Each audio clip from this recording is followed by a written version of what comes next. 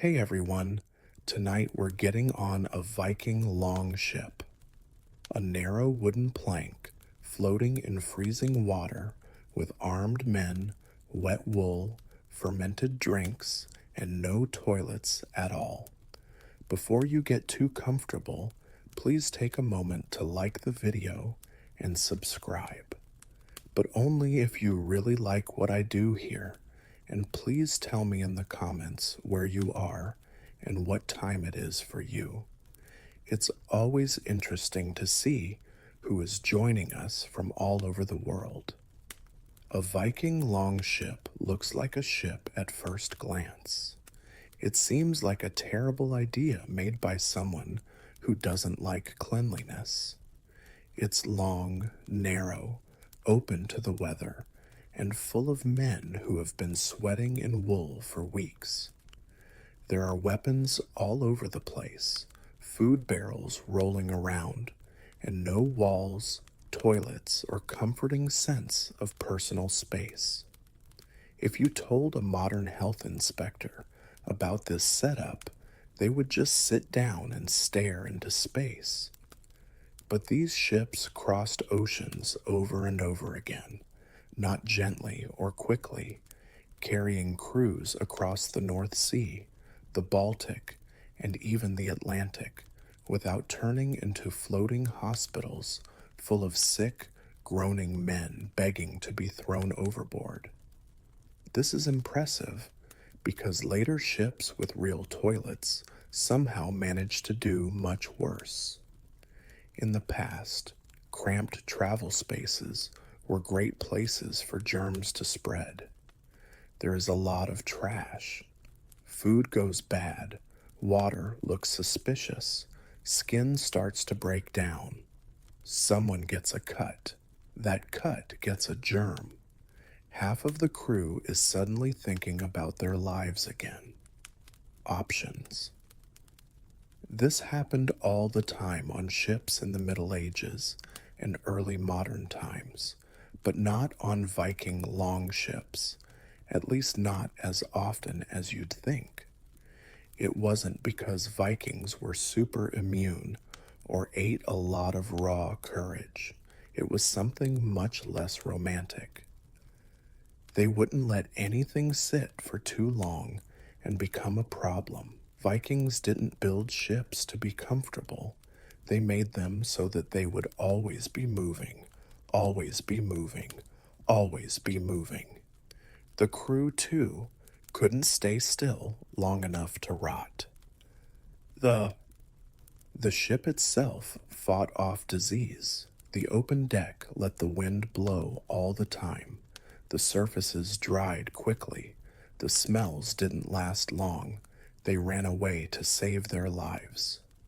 Germs hate direct sunlight, and Vikings didn't know why. Salt spray washed over the deck like a very strong cleaning solution from nature, and most importantly, the ship wasn't treated like a house.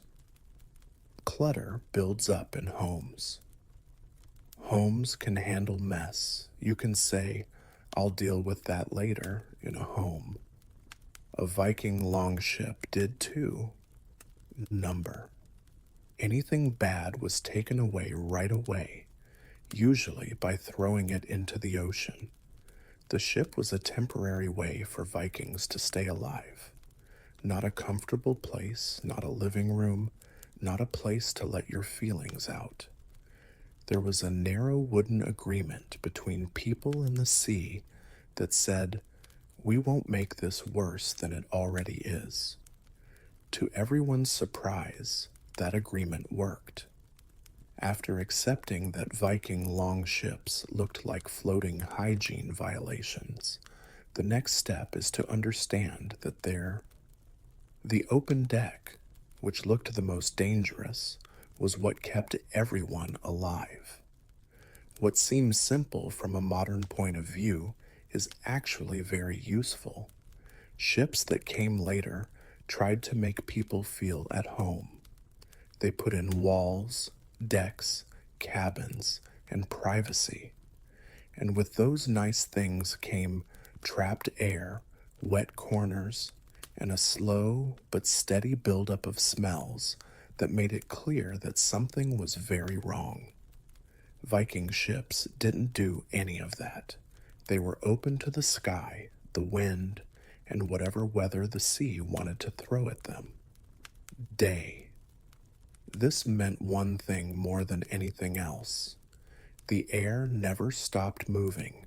Wind blew across the deck all the time, drying things off before bacteria could settle in and start a little community. The sweat dried up.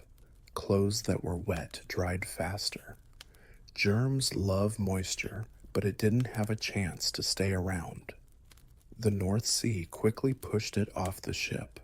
Smells, too, were only for a short time. The crew couldn't let anything bad stay around and hurt their feelings. It was blown away so quickly that no one had time to complain. Correctly. You might smell something bad for a second, but by the time you were ready to say something rude, it was gone. The problem is fixed. The sun was another unintentional hero. The sun hit the deck, benches, ropes, and shields of Viking longships for long periods of time with unending enthusiasm. Sunlight kills germs naturally. The Vikings didn't know this scientifically, but they did know that things left in the sun smelled better and caused fewer problems. The best example of empirical science. There were no dark, damp corners where rot could hide and grow because the deck was open.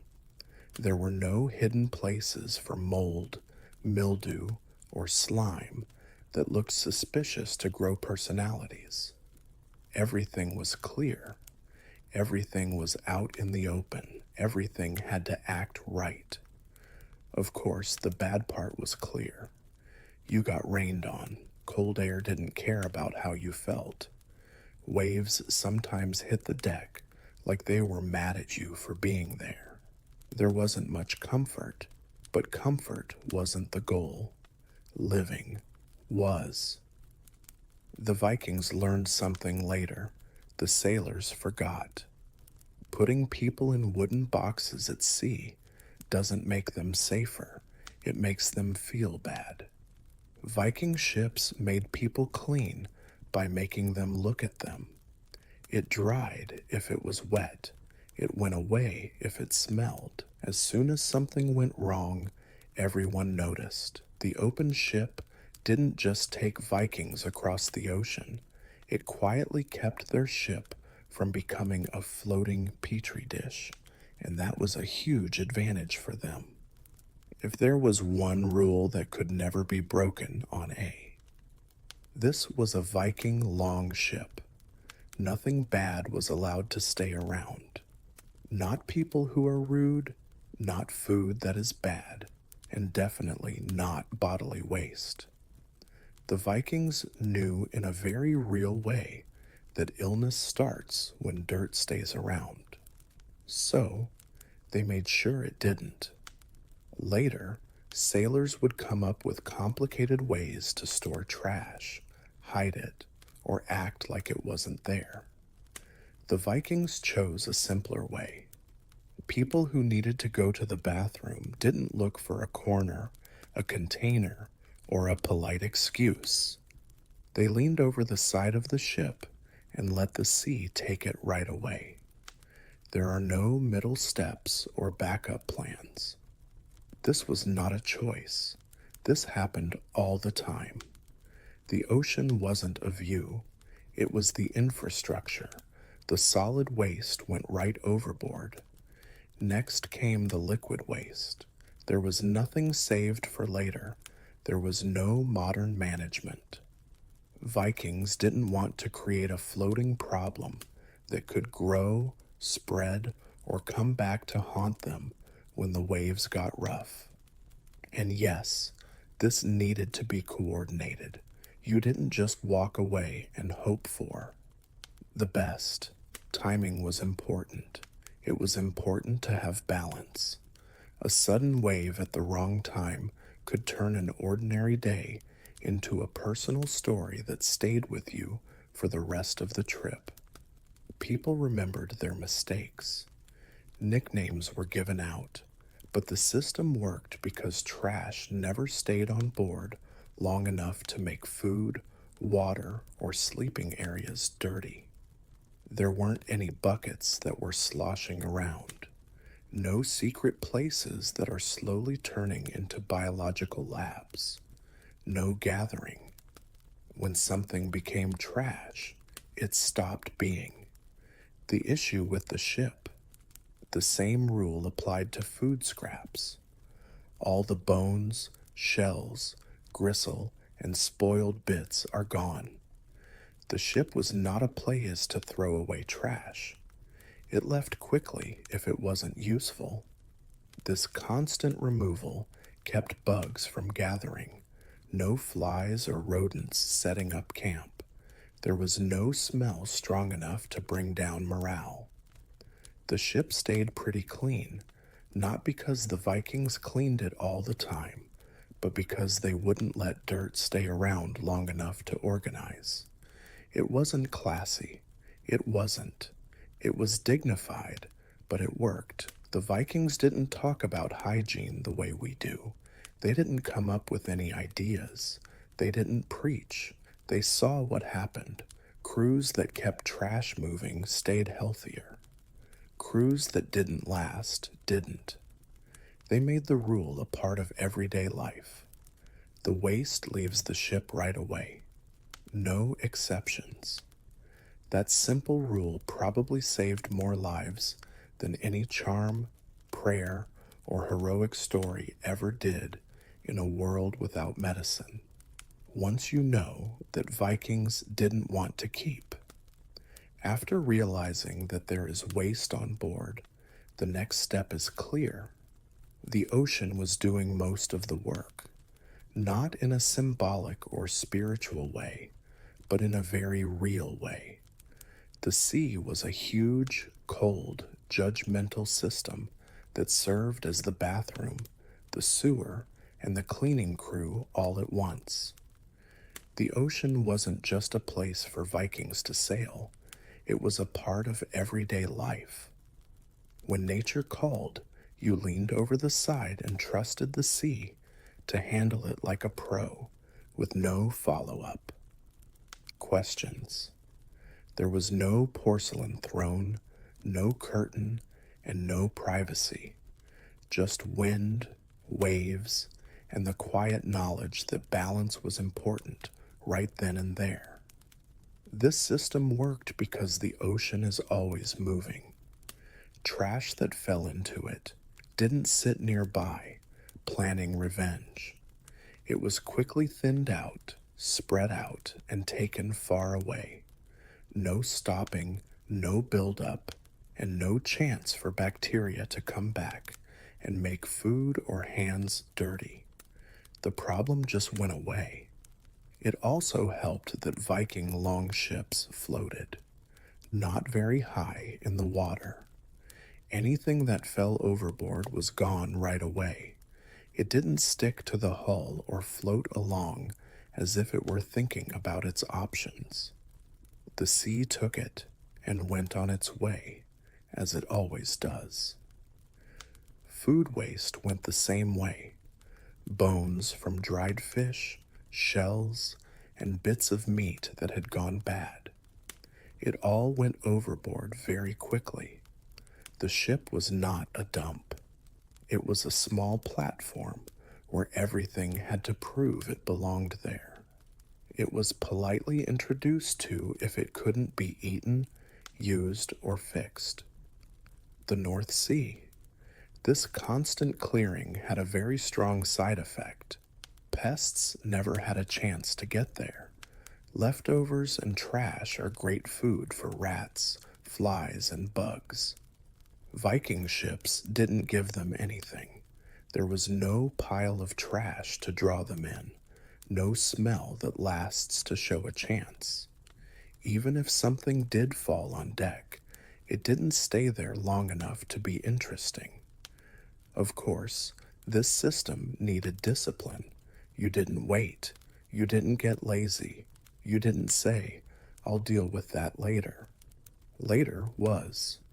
How people got ill later, he wasn't welcome on a long ship. Was it respectful? No. Was it pleasant? No, too. Did it work? Very much so. The Vikings didn't need plumbing, chemicals, or rules about how to keep things clean. They had something better.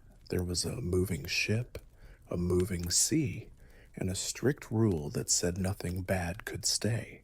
And as long as the ocean kept moving, their chances of staying healthy did too.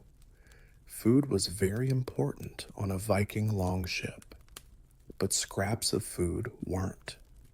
The moment something stopped being edible, it became a threat. It became a danger when it was no longer safe to eat. Vikings didn't think leftovers were romantic. They didn't think it was a good idea to keep bits that might not be good just in case. If something smelled, looked, or felt like it might make your stomach rebel, it was gone right away. This wasn't a waste of time. This was the logic of survival. Food that is rotting is not only bad for your health, but it also attracts insects, mold, and a slow slide into misery. Vikings probably learned the hard way that leaving scraps around for too long would make a ship sick. Into a letter of apology to the gods that floats. So, after meals, they ran a tight ship and threw overboard bones, shells, cartilage, and anything else that was too tough or strange to eat. No more fish guts, no more moldy bread, that one piece of dried meat that made me feel bad. Gone for sure. The ship was not a place to store food. It was a place to pass through, and nothing stayed unless it earned its place. This constant cleaning kept smells from getting worse. People don't think smell is as important as it is. The first sign that bacteria are present is their smell. Having a great time. Vikings didn't need microscopes to figure this out. They went where their noses led them. If the ship started to smell bad, it was already too late. It also kept bugs from moving in. Rats, flies, and other opportunistic animals need a steady supply of food. Viking ships didn't have any. A rat might swim over once. It would find nothing to eat and then think about its life choices right away. There was no reason for insects to come together. There was nothing for them to do. It was planned that food storage would not. Ruin, fish that has been dried, meat that has been smoked, and hard bread. Everything was kept so it would last, not to show off. People ate fresh food quickly. They ate or left behind anything that couldn't survive a long trip. And here is the quiet genius. The open deck helped again. Food dried faster. When there was airflow, sunlight made things go bad more slowly. The real enemy, moisture, had no place to hide. This method needed self-control. You weren't sentimental about scraps. You didn't keep things. You didn't try new things. You ate what was safe and took away what wasn't.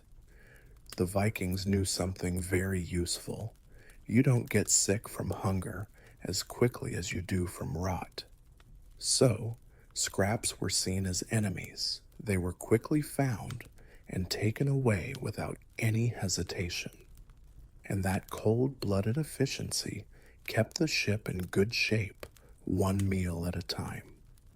You might be wondering how Vikings got their drinking water at this point, since that's where everything goes wrong. Weeks at sea, wooden barrels, no refrigeration, and no tablets to clean the water. This should have gone wrong. If Vikings had only used plain water, it would have been. No, they didn't. Vikings knew something that sailors would forget over and over again. Water that is stored goes bad. It makes things grow. Things that have opinions. Things that make you wish you had never made any decisions. Instead of just trusting water, Vikings drank a lot of fermented drinks. Longships always had ale, beer, and other drinks that had only a little bit of fermentation. Not because Vikings were always having fun, even though morale definitely improved. It was because fermentation made these drinks safer to drink than still water. The process oiled bad bacteria and made it hard for new ones to move in and start families. The end result was a crew that was a little drunk, well hydrated, and much less likely to die from a waterborne illness. A good trade for strategy. These drinks didn't have a lot of alcohol by today's standards. More like liquid bread than blackout. Enough to keep. The drink and keep it safe, but not so much that steering a long ship feels like a personal challenge from the gods. Of course, water was still brought, but it was carefully rationed and drunk early in the trip. Everyone knew it wouldn't last long. It was avoided once it became questionable. There was no argument. Experience had already put an end to that debate. Fermented drinks had another use as well. They hid bad smells and tastes. It was normal for your cup to not taste great.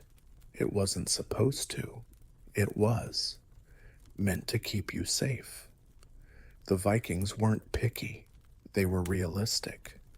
And let's be honest, a drink that tasted a little bad was better than having a really bad stomachache in the middle of the ocean with no privacy and nowhere to lie down.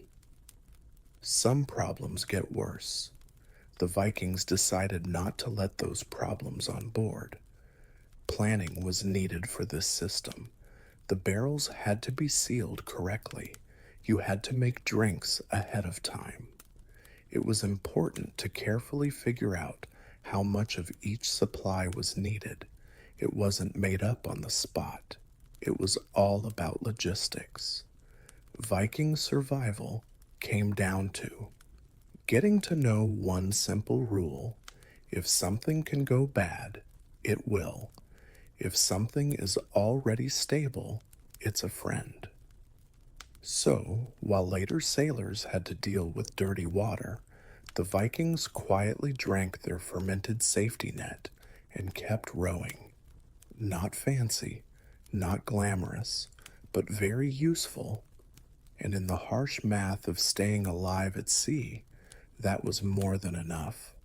Salt was the Vikings' quiet, unsung miracle substance. If fermented drinks were their insurance against bad water, then salt was their miracle substance. Salt wasn't adding flavor. Salt wasn't a luxury. Salt was a way to stay alive. Vikings used it all the time, even if they didn't know how it worked. Most of the food on a long ship was heavily salted. Salt was used to pack fish, meat, butter, and cheese until they became tough, dry, and very unexcited about growing bacteria.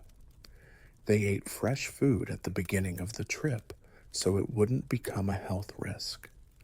Microbes only had to look at the other things to see how well they were preserved and chose to move to a different place. This was more important than most people think. Getting sick from food on land is not fun. Getting food poisoning at sea in the cold with no place to rest and no way to replace lost fluids is a disaster. The Vikings didn't do this because they wouldn't eat anything that hadn't been thoroughly salted. Salt wasn't just for cooking, though. People often rubbed it on their hands after handling fish or meat. The deck surfaces naturally soaked it up from sea spray, ropes, benches, and shields. Everything moved slowly, got salty just by being on the ship. And salt, which is bad for bacteria, dries things out. Sickness thrives in dampness. Salt made the dampness worse. The smell of a Viking longship wasn't nice, but it did tell a story. It smelled salty, sharp, and clean in a harsh coastal way. That smell wasn't bad. It was keeping it safe. People today might wrinkle their noses, but people in the Middle Ages knew that salty air meant fewer problems. Salt also kept bugs away. It makes bugs sick. Rodents stay away from places with a lot of salt. When everything tastes like it has been heavily salted by the sea, even mold has a hard time getting started. And then there was a lot of sweat. Rowing was necessary for long trips. Rowing made you sweat. A mix of sweat, wool, and cold air is sure to make you uncomfortable. But salt also helped here. The sweat dried up quickly. The clothes didn't stay wet long enough for the bacteria that cause skin infections and sores to grow. The Vikings didn't talk about cleanliness the way we do. They didn't put things in groups or give them names. They just saw patterns. Ships that stayed dry, salty, and moving were healthier. Ships that didn't have long careers. There was salt everywhere. It had to happen, and it did. So, while later sailors had to deal with decay, illness, and pests, Viking crews lived in a floating, windy, and salty environment, not comfortable. Yes, nice, no. Is it working? Of course, one of the most important tools for keeping things clean on a Viking longship wasn't something you could touch, put away, or drop overboard by mistake. It was movement, moving all the time without stopping. The ship didn't stop very often, and neither did the people on board, and that made all the difference without meaning to. Decay loves being still. When things stop moving, drying, and being disturbed, rot sets in. The Vikings never let it happen. Their ships were always moving, rocking, pitching, cutting through waves, or being pulled up and dragged back into the water. The sea kept moving even when the boat was anchored for a short time. It slapped the hull and washed the sides like it had something against them. This action worked like a reset button. Water splashed on the deck all the time, washing away dirt before it could settle in. Salt spray covered surfaces over and over again. Anything that was loose was either washed away, dried out, or knocked somewhere obvious where someone would see it and take care of it. There weren't many forgotten corners, so nothing could quietly rot there. Even the places where people slept got better. During the day, Vikings rolled up their bedding and slept on benches or on the deck. Bedding that stays rolled up and aired out doesn't get wet and become a breeding ground for bacteria that like moisture. Bedding that doesn't move for weeks does. Vikings chose the first option, whether they knew the science or not. Movement also meant that things had to be fixed all the time. You couldn't ignore problems when the ship kept bringing them up. A wet rope hit your leg. A board that wasn't tight moved under your feet. A leak. The barrel made a loud noise. Vikings didn't ignore problems because they were neat freaks. They dealt with them right away because ignoring them was dangerous. Later ships with closed decks and sleeping areas that didn't move were perfect for decay. Longships from the Vikings did the opposite. They put everything in motion, air, and attention. If something went wrong, everyone could see it, and when everyone sees it, something gets done. People were affected too. The crew was always moving their feet and changing their position, rowing, or bracing against waves. The blood kept flowing. Bodies stayed busy. It was bad to be cold, but it was worse to be stuck. The Vikings chose to move. It wasn't easy. It wasn't easy to relax. It wasn't meant to be. But moving around all the time meant fewer wet surfaces, fewer hidden messes, and a lot fewer chances for sickness to spread. Viking ships stayed healthy for the same reason they stayed fast. They were well built. They never stopped moving long enough for problems to settle in and made themselves at home.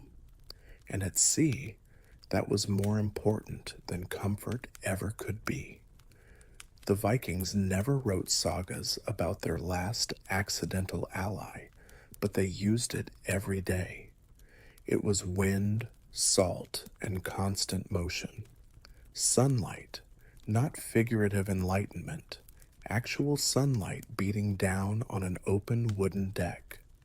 Viking longships didn't have roofs, shady hallways, or cozy corners where dampness could hide and start plotting. The sky could see everything on board. When the sun came out, and yes, even the North Atlantic, it gets sun sometimes, and it hits every surface directly. People, deck planks, benches, ropes, shields, clothes, and other things all baked together in a shared, slightly uncomfortable experience. At the time, no one knew how important this was. One of the best ways for nature to kill germs is with sunlight.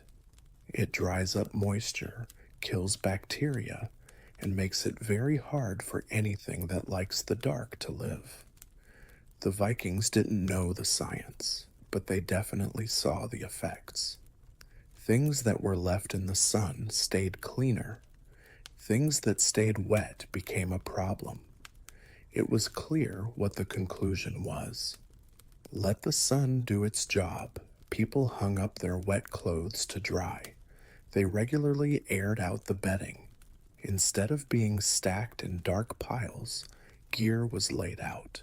They even opened food barrels when they could to let in light and air, which kept mold from getting ideas. If something smelled bad, the answer was often, leave it in the sun and see if it behaves. Sunlight also kept bugs away. Bugs like shade, mold likes darkness, and bacteria like light. Moisture, Viking ships offered very little of any of these for long periods.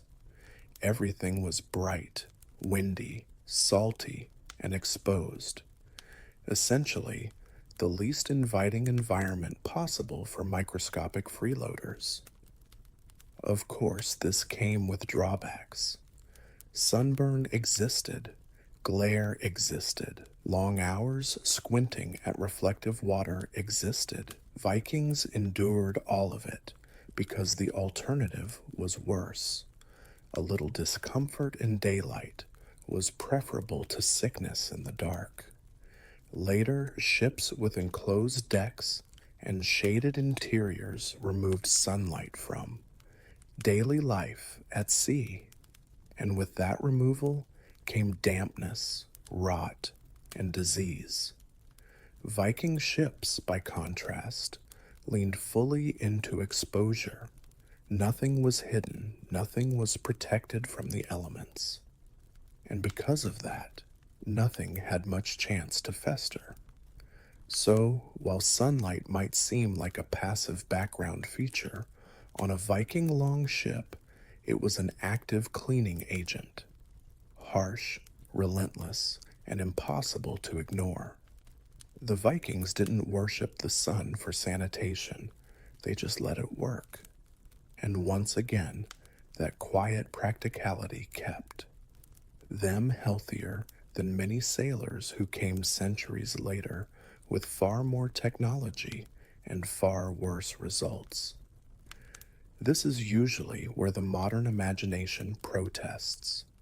Surely Vikings, men who sailed into icy storms and slept on wooden benches, didn't care about cleanliness. Surely grooming was optional. Surely everyone just accepted constant filth as part of the aesthetic. No, absolutely not. Vikings groomed themselves, and they did it regularly. Not out of vanity, although that certainly didn't hurt, but because they had learned from experience that if you don't take care of your body, it will betray you at the worst possible time. Archaeology makes this painfully clear. Viking sites are filled with combs, tweezers, ear spoons, and grooming tools. These weren't rare luxury items. They were everyday objects, carried, used, and lost often enough to show up all over the archaeological record. You don't carry a comb on a long ship because you enjoy looking fabulous in a storm. You carry it because lice, skin infections, and sores are bad for morale, which is important when everyone is rowing in the cold. Hair was kept clean and well groomed, beards were trimmed, clothing was shaken out, aired and dried whenever possible. Dirt that stays wet turns into infection. Dirt that dries and flakes off becomes much less interesting. Vikings understood this without ever needing to name a bacterium. They also understood wounds. Cuts were inevitable. Rope burns, splinters, blisters, and nicks from tools and weapons. An untreated wound at sea could get infected quickly, so wounds were cleaned, dried, and bound. Not gently, not delicately, but thoroughly enough to keep them from becoming a problem that spread. There was also social pressure. A long ship was a shared space. If someone smelled especially bad, was visibly filthy, or allowed parasites to spread, everyone suffered. Viking crews were tight-knit and blunt. You were corrected quickly, usually with words, sometimes with looks that said, "Fix this or become the problem."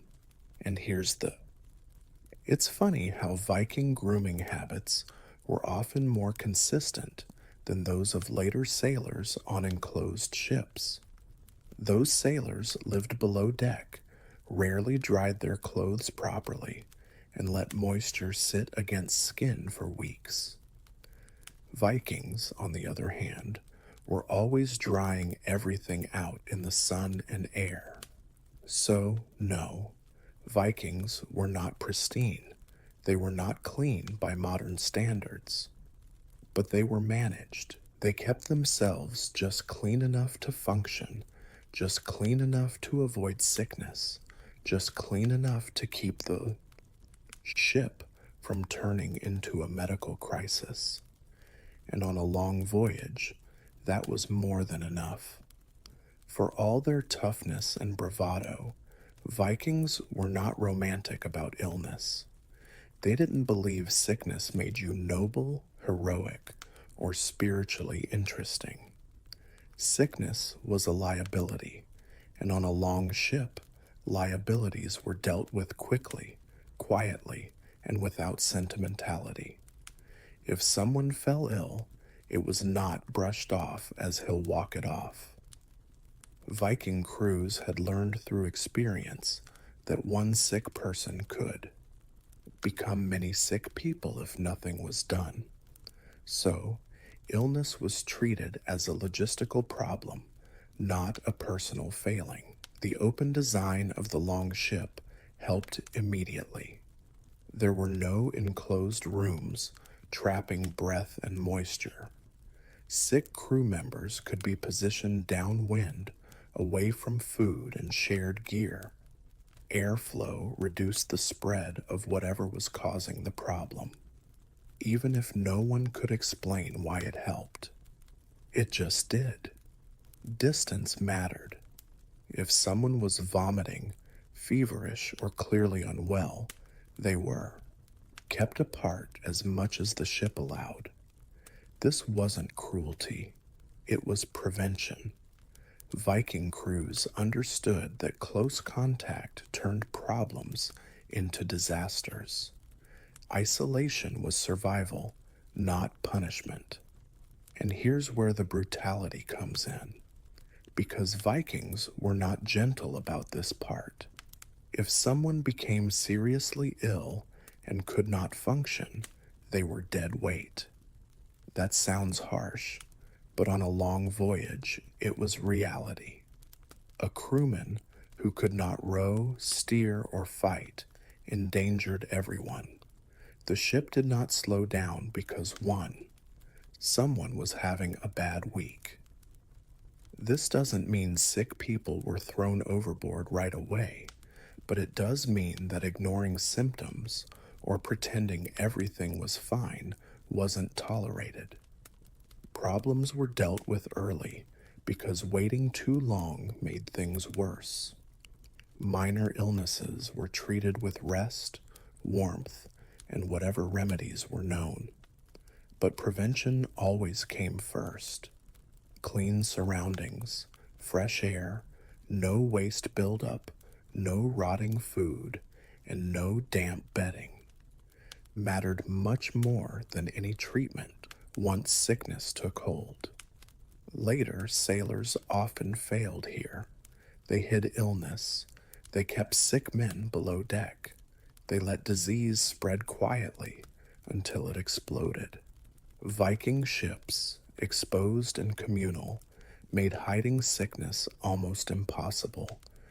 Everyone saw everything, and because everyone saw it, everyone acted. The Vikings didn't need medical theory to understand one core rule.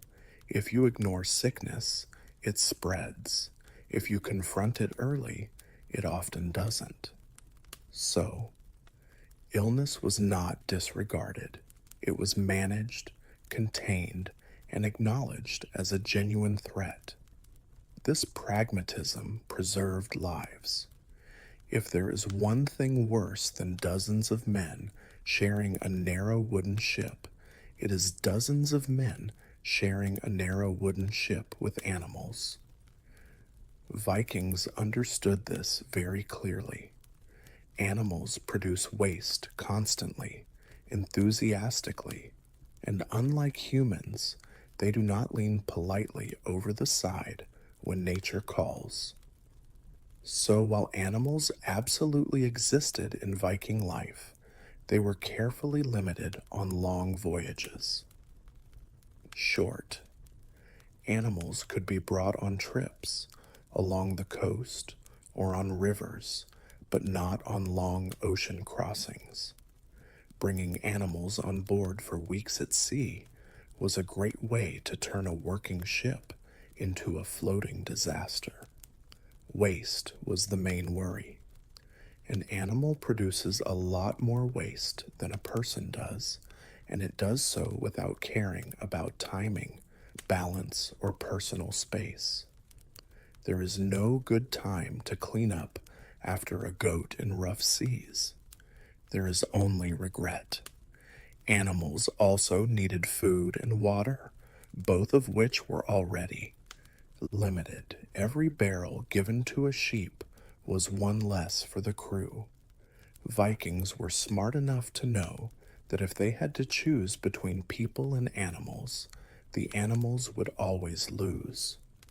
Then there were diseases.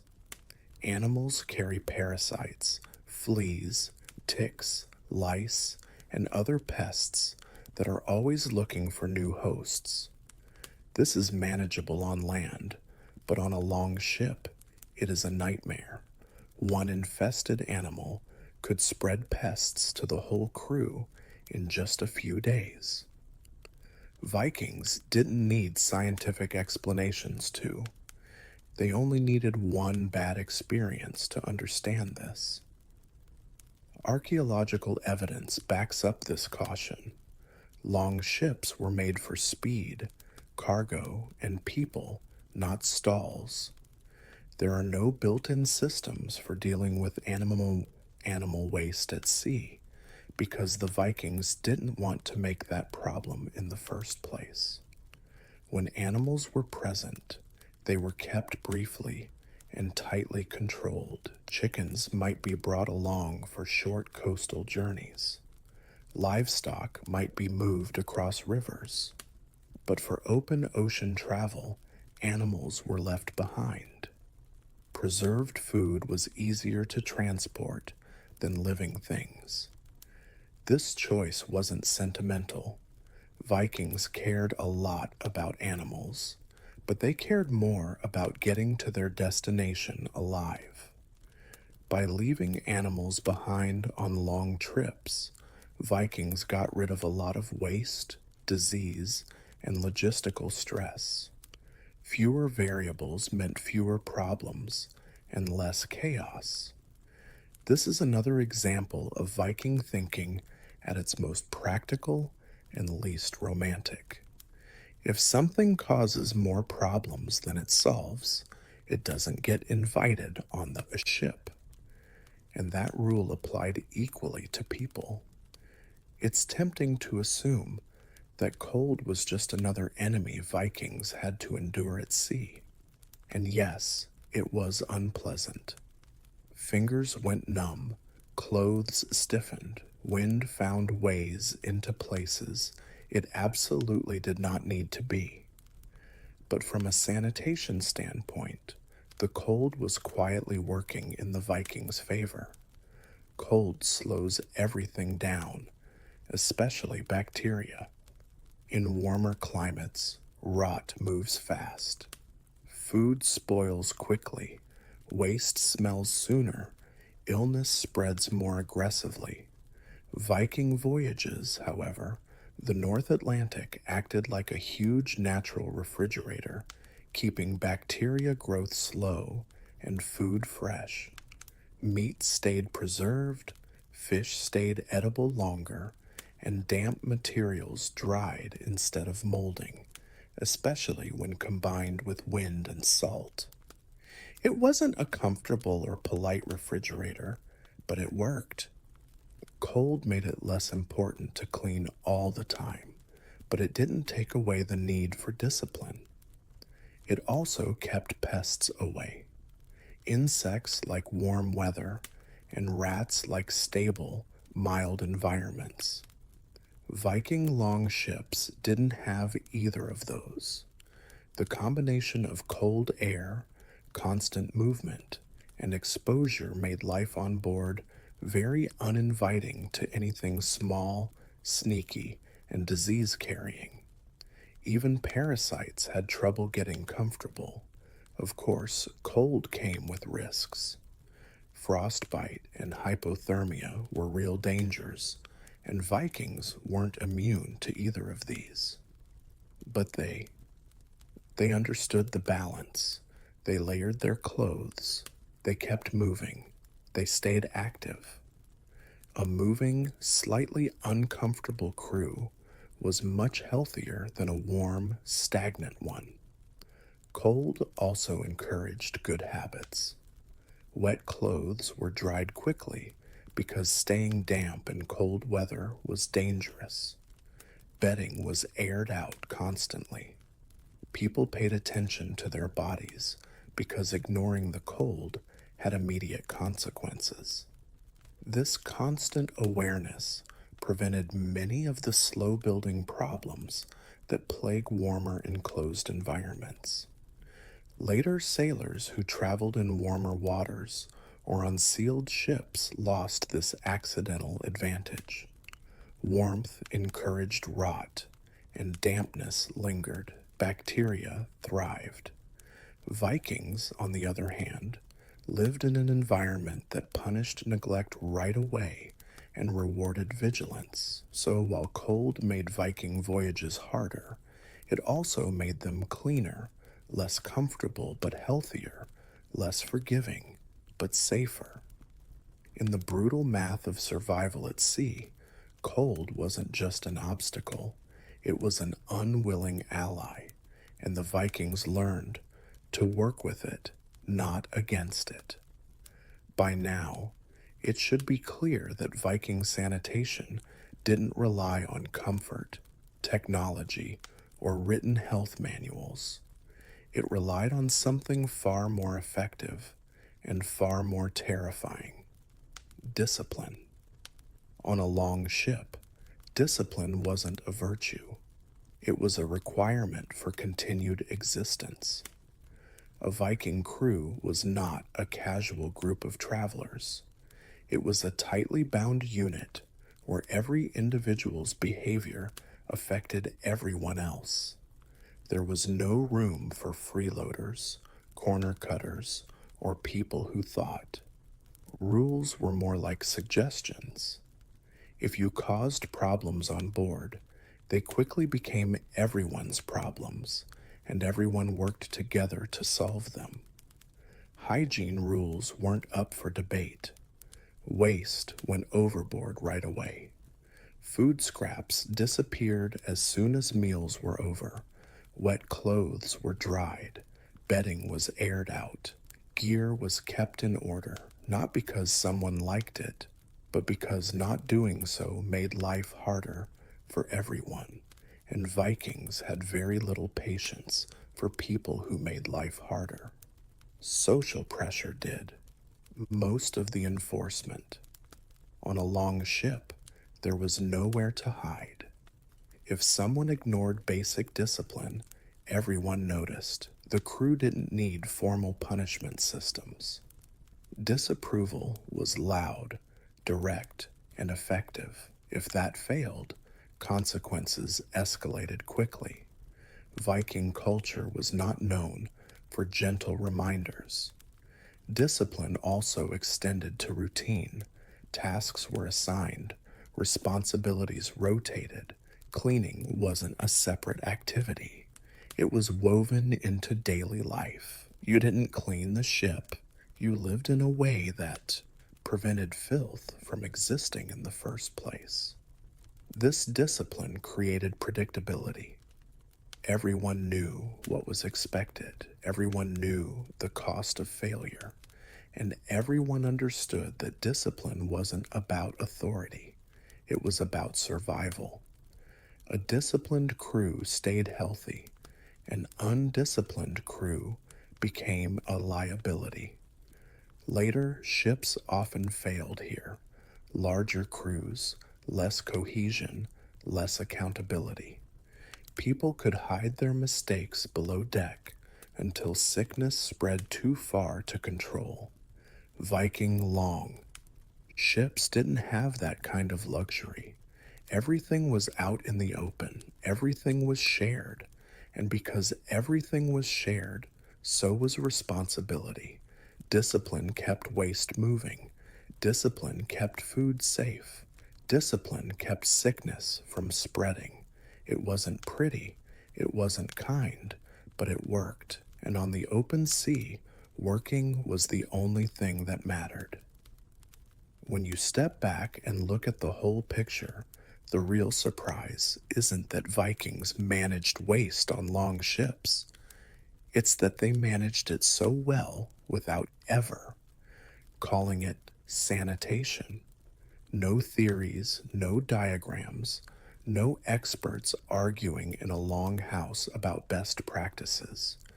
Just observation, experience, and a ruthless willingness to remove anything that caused problems. Vikings didn't survive at sea because they were fearless or immune to disease. They survived because they refused to let small problems become large ones. Waste never stayed long enough to ferment. Food never lingered long enough to rot. Water wasn't trusted once it turned suspicious. Sick people weren't. Ignored.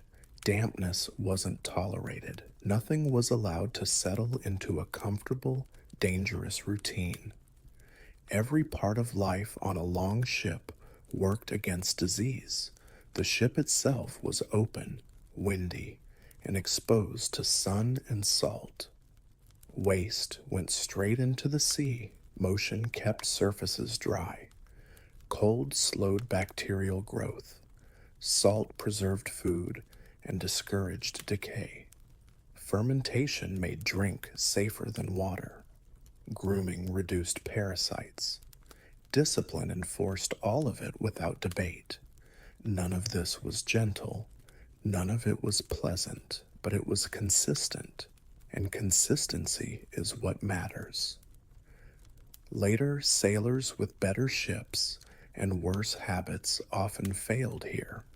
They trusted enclosed spaces. They stored waste. They ignored dampness. They hid an illness. They assumed comfort meant safety. Viking long ships, uncomfortable and exposed, forced good behavior through sheer inconvenience. There was no room for denial, no room for laziness, no room for pretending things would sort themselves out. If something smelled wrong, it was already. If something felt wrong, it was dealt with right away. If someone caused trouble, they were stopped or they weren't allowed to stay in the system. This wasn't heroism, it was logistics, and that's the part most stories leave out. Vikings weren't just raiders and warriors, they were managers of chaos. They knew that to survive at sea, they had to work with the environment, not against it. So, how did Vikings manage waste on long ships without getting sick? By never letting waste exist long enough to. By letting wind, water, sun, and salt do most of the work. By enforcing discipline without mercy. And by accepting discomfort as the price of survival, not glamorous, not cinematic, but effective. And in the end, effectiveness is why Viking ships crossed oceans and came back. Catherine the Great did not enter the world destined to rule Russia. She arrived in 1729 as Sophie of Anhalt-Zerbst, a minor German princess from a family that had a title but very little money, influence, or future. There was no luxury or political grooming in childhood. There were cold rooms, strict rules, and a mother who was obsessed with how things looked. Sophie learned early on that control, not love, was what kept her alive.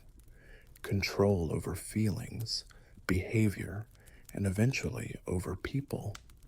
Sophie was very smart from a young age, almost too smart.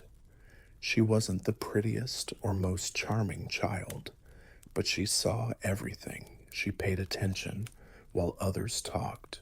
While others were unhappy, she changed. She read a lot of books about history, philosophy, and politics, and she did it quietly, coming up with ideas that were much bigger than what people thought a small German noblewoman should be able to do. She learned that the person with the loudest voice in the room didn't always have the most power. It usually went to the most patient person. She got her chance out of the blue.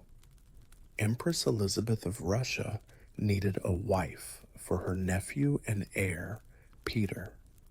Sophie was chosen not because she was special, but because she was easy to find. She was young, from another country, and politically. They thought it was harmless. Sophie was called to Russia when she was 14. She didn't speak the language, didn't know the customs, and the court was known for being very harsh. Most girls in her situation would have tried to make things better. Sophie chose something more risky. Change. She learned Russian so much that her tongue bled from practicing. She became an Orthodox Christian with a lot of drama, changing her name to Catherine the Great. This wasn't a religious act, but a smart move. She got sick, over and over again, almost dying from exhaustion, but refused to slow down. Catherine knew something very important. Russia didn't have to love her right away. It just needed to stop thinking of her as foreign. Peter, her future husband, made this easier. He was immature, unstable, openly mean, and very unpopular. Catherine watched as Peter played with toy soldiers and made a fool of himself in court. She made friends in secret. She learned who was important, who drank too much, and who hated whom. She smiled when she had to and stayed quiet when it was safer. By the time she was an adult, Catherine had already learned the most important skill of her life: how to look harmless while becoming necessary. She was still officially a nobody, a foreign wife stuck in a marriage without love. But something dangerous was brewing beneath the surface. Not just ambition, but also discipline. And one day, discipline and patience would shake an empire. Catherine's marriage was not a partnership, it was a test of strength. Peter III of Russia, her husband, was everything a future ruler shouldn't be. He was petty, childish, insecure, and painfully unaware of how stupid he looked to other people. Catherine watched and figured things out, while Peter pouted and did things. He loved Prussia more than Russia, made fun of Orthodox traditions, and seemed to be angry at the idea of having to be responsible. Their marriage was only for the sake of the family, and it was cold from the start and got worse. Peter made Catherine look bad in front of everyone. He didn't pay attention to her, insulted her, and surrounded himself with mistresses, showing no signs of shame.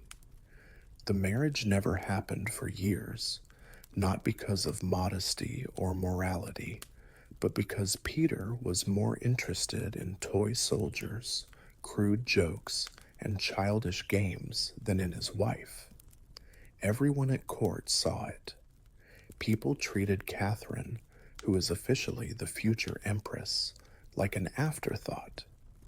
But this terrible situation taught her something very important.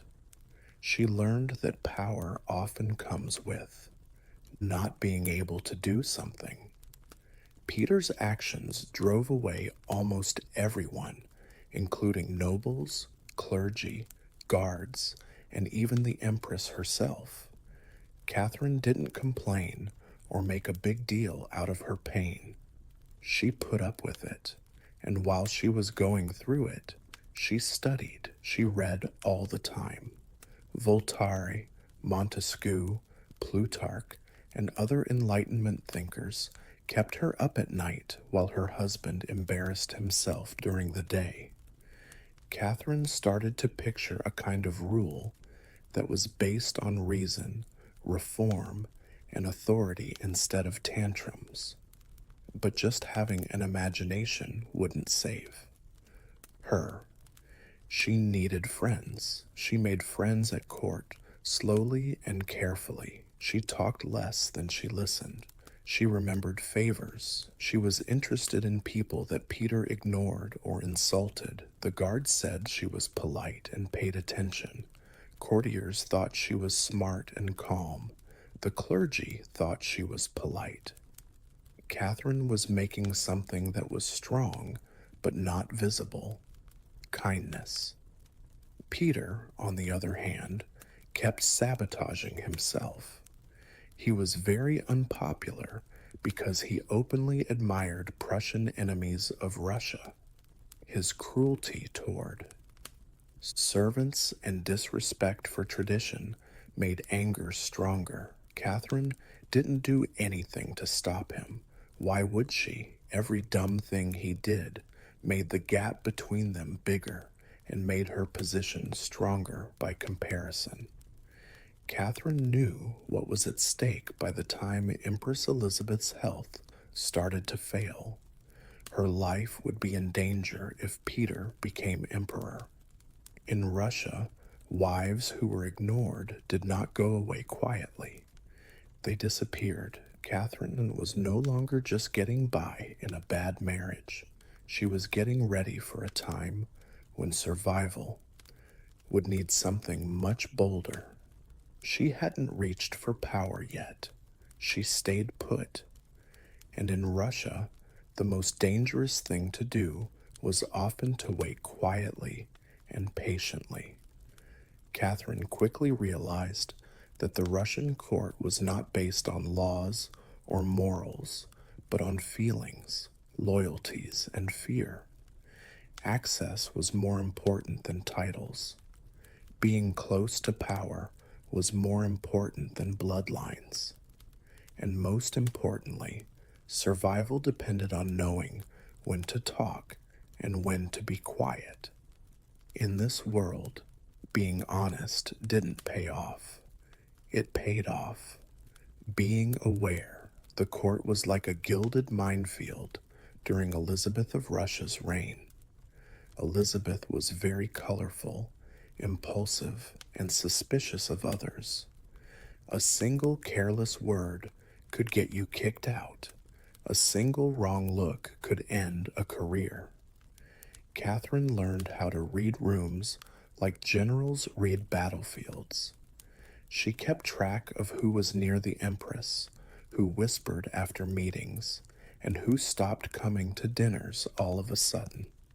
She understood that power was not set in stone. It flowed, and she had to know its currents. Catherine also learned about Russia outside of the palace. She embraced Russian culture on purpose, unlike her husband, who hated it. She learned about Orthodox rituals, memorized the names of saints, and spoke Russian fluently and in public. This wasn't being sentimental, it was a disguise. With each step she took, she became less foreign and more familiar.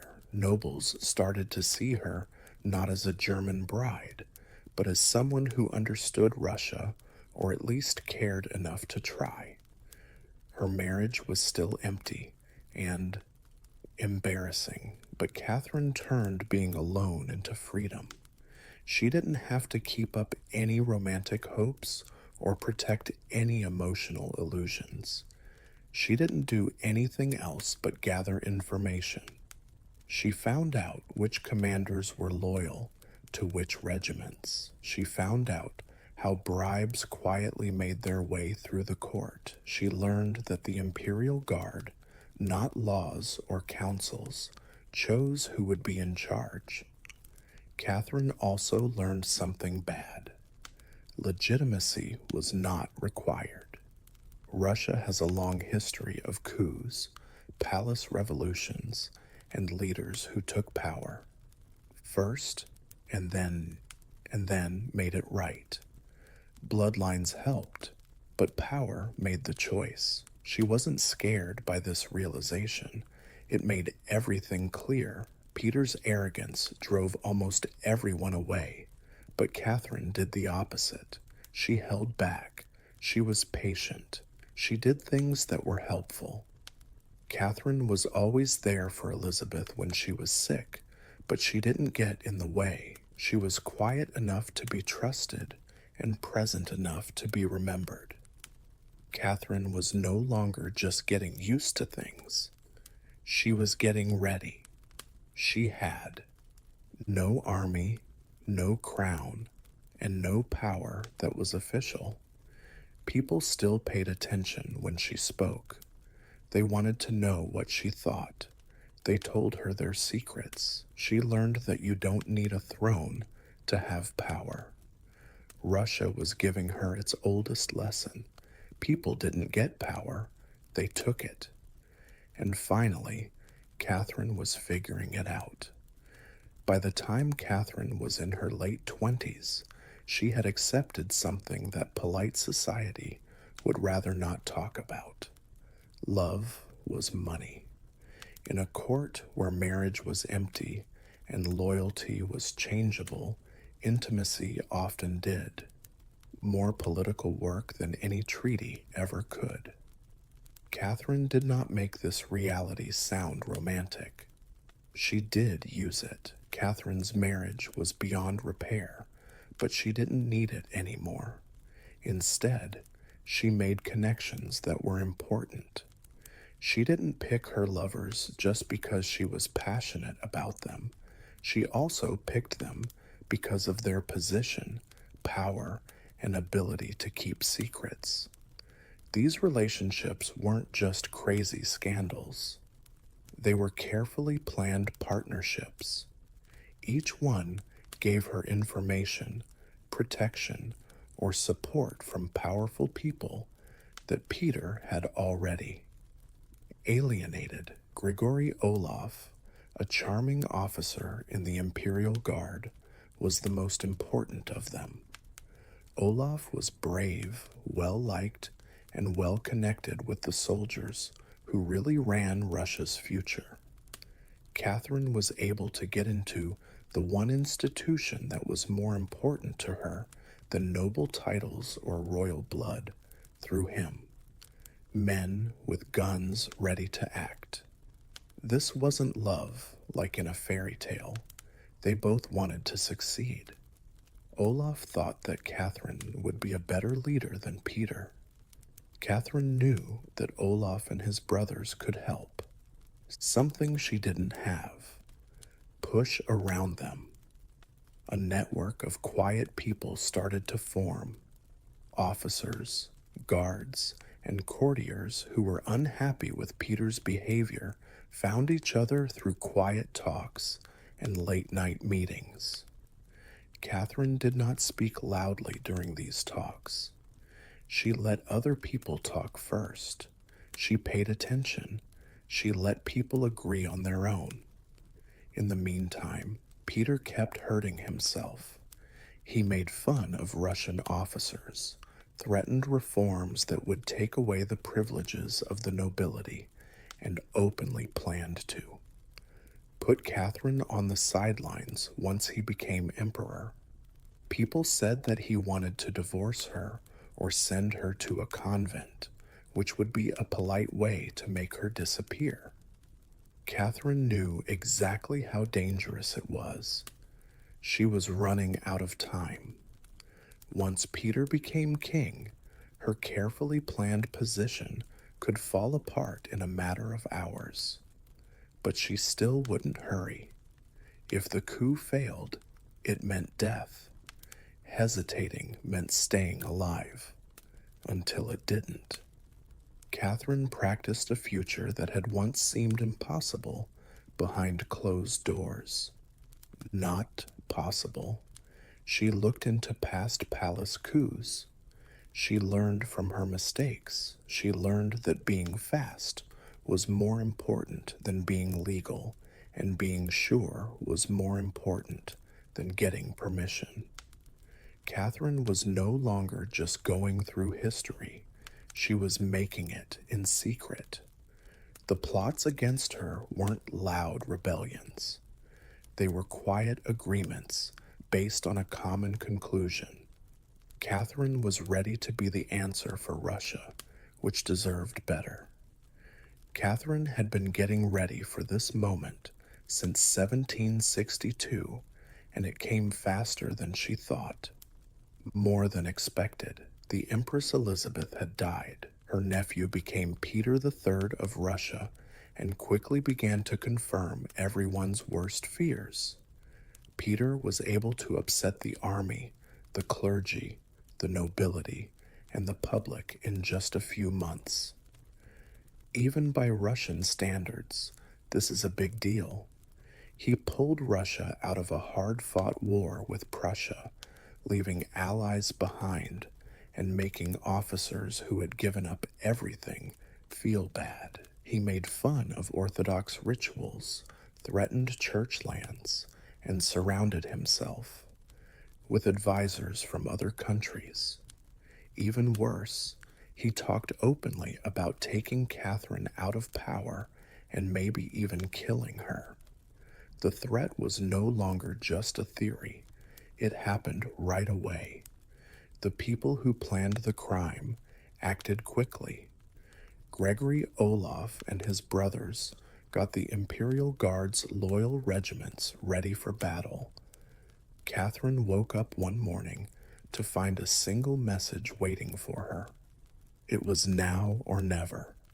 There wouldn't be a second chance. She didn't dress like a queen, she dressed like a soldier. Catherine rode to the barracks and stood in front of the guards, calm and collected, not backing down. She didn't ask for anything, she didn't make a case for herself. She talked like she already had power, and strangely enough, the guards swore loyalty right then and there. Once it started, momentum couldn't be stopped. Catherine was named Empress within a few hours. The leaders of the church blessed her rule. Nobles promised to be loyal. There wasn't much opposition to the change in the city. Peter was shocked and alone when he was arrested without a fight. The empire changed leaders in one day, not through chaos, but through careful planning.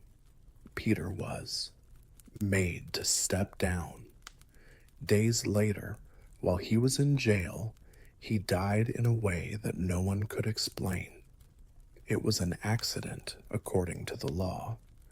Everyone knew what was really going on, even if they didn't say it. At least on paper, Catherine never told him to kill him. She didn't have to. Russia didn't need signatures very often to kill people. Catherine's taking of power was against the law in every way. She was not the rightful heir. She had no claim stronger than chance. But the coup worked because it fit with what Russia wanted: stability, respect, and not being embarrassed. Catherine got this completely. She didn't use feelings to defend herself. She proved her point with results. She ruled like she had always belonged there from the moment she became queen.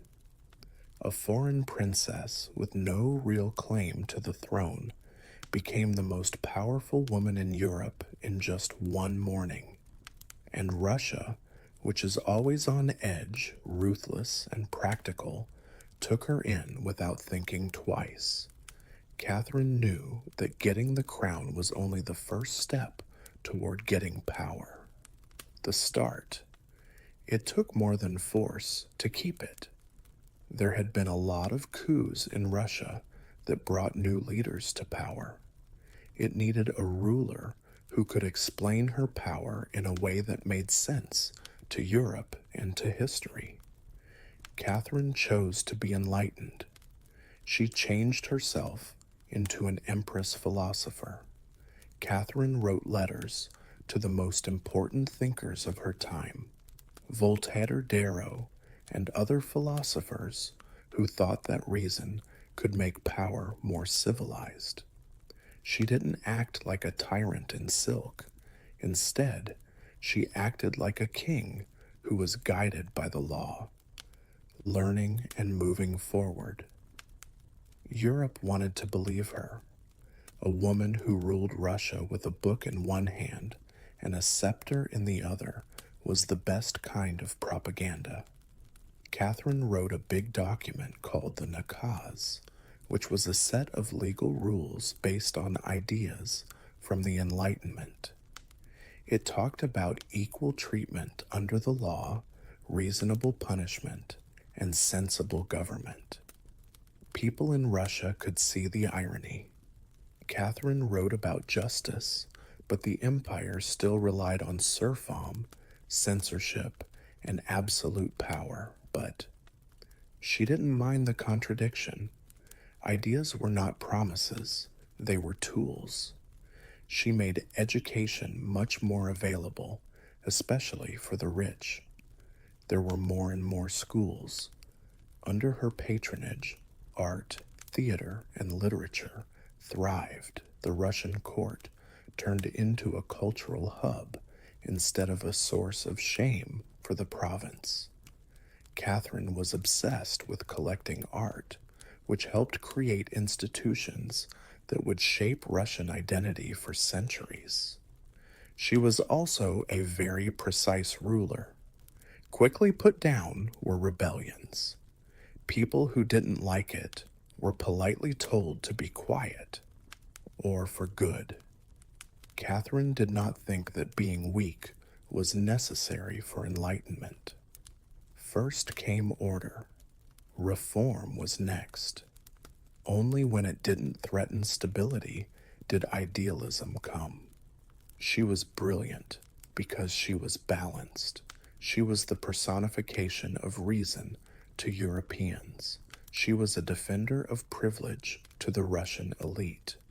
The army thought she was very important. She was polite to the church. Everyone saw what they needed to see. Catherine never acted like she was going to end autocracy. She made it better. She gave power to intelligence and culture, which made it possible to rule. Look civilized. It was a masterclass in managing images long before the word existed. Catherine disarmed her critics and strengthened her power by acting like she was enlightened. People first accepted her rule, then admired it, and finally made it famous.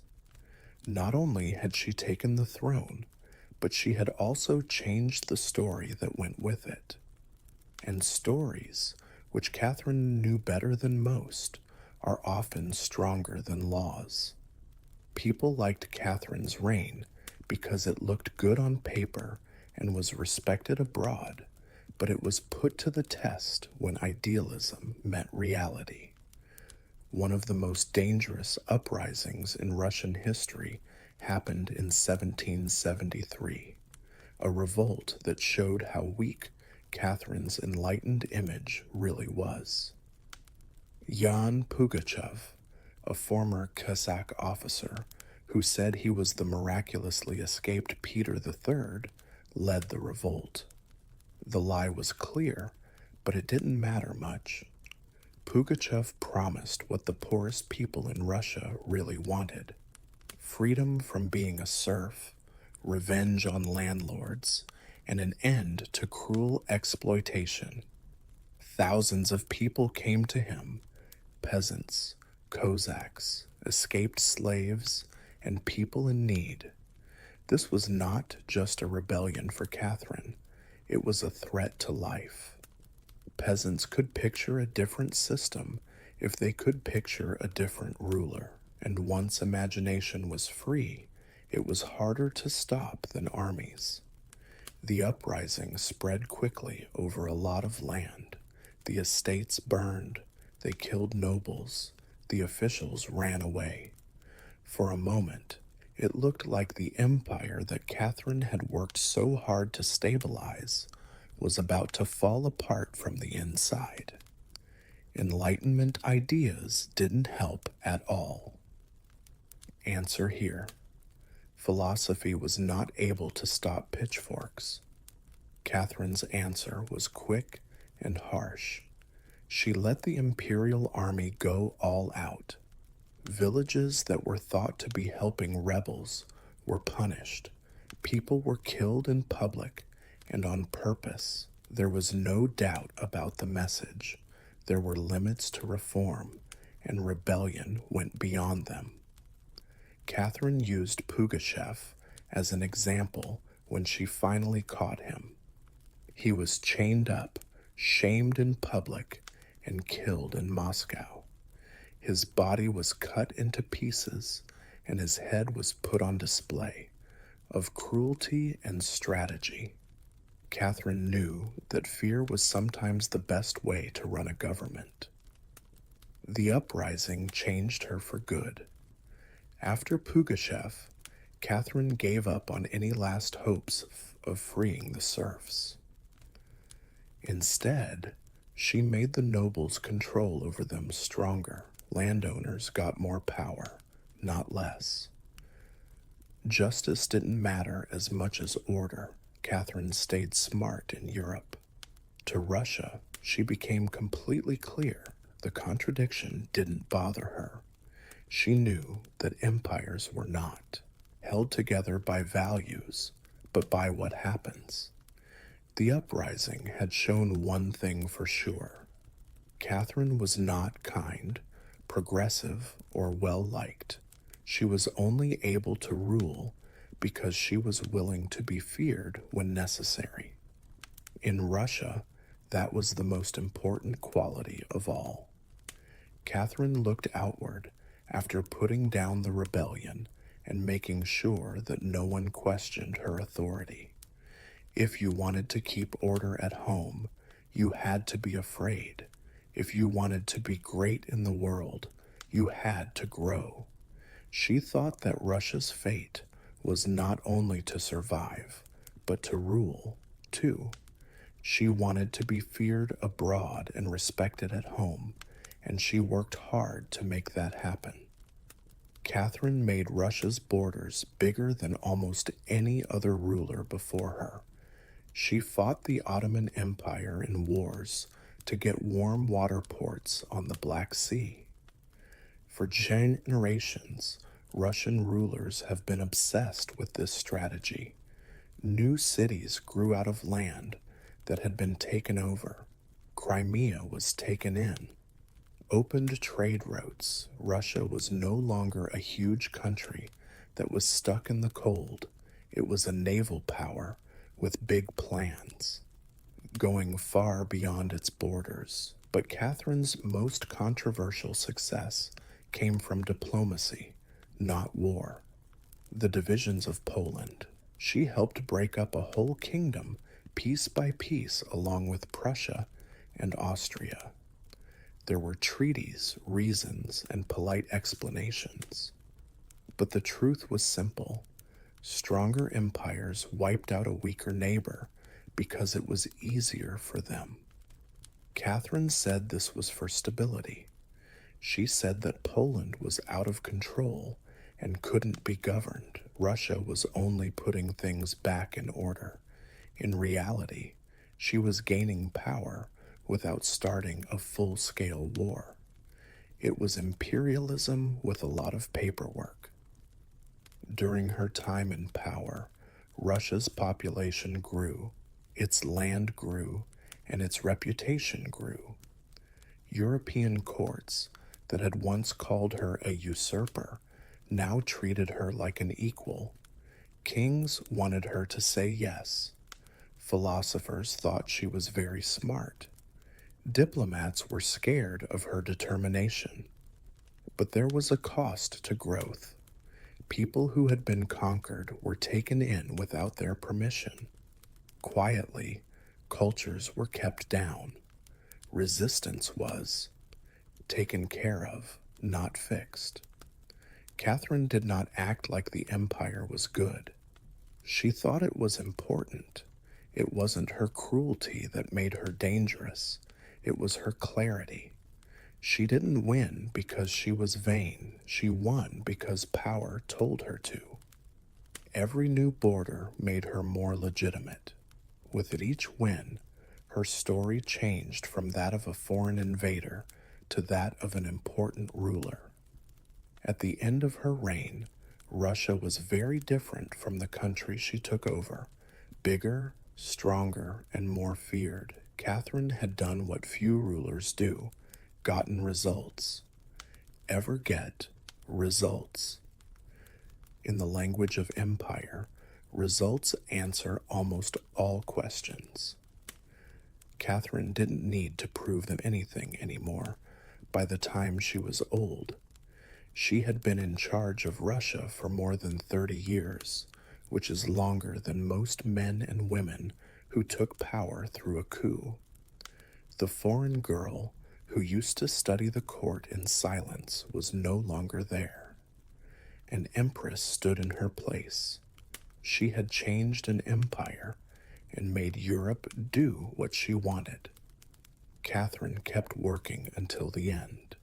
She kept an active life even in her 60s, an exhausting schedule of writing letters, running things, and supporting the arts.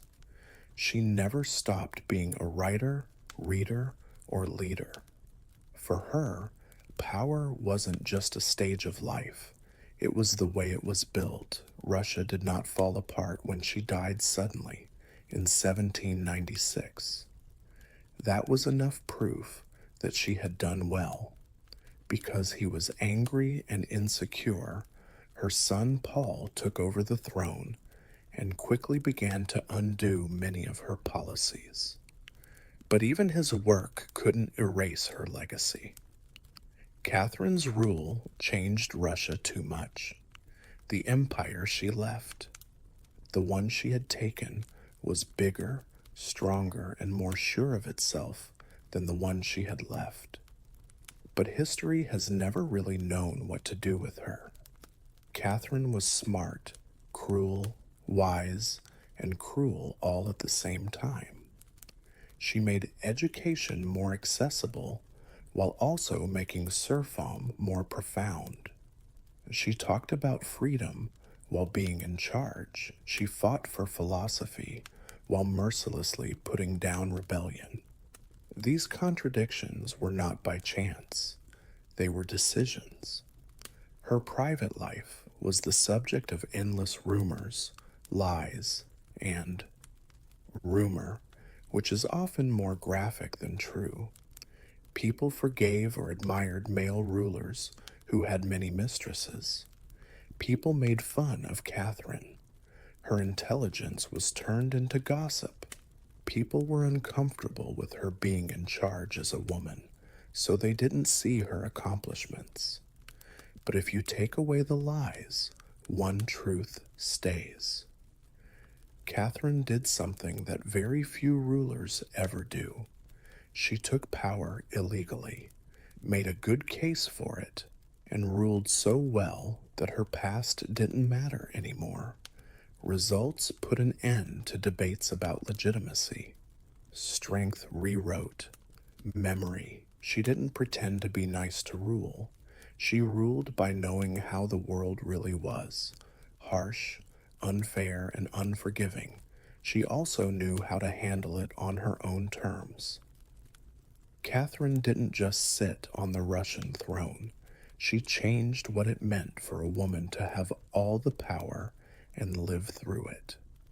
Her biggest achievement in the end wasn't conquering or making things better. It was lasting. History did not get rid of her. It held her. And that is the greatest victory for an empress who was never meant to exist. Stars, wonder, and dreams of exploration did not start the space race. It all started with doubt. After World War II, the world split into two groups with very different ideas about the future: the United States and the Soviet Union. They both thought the other was more than just a competitor.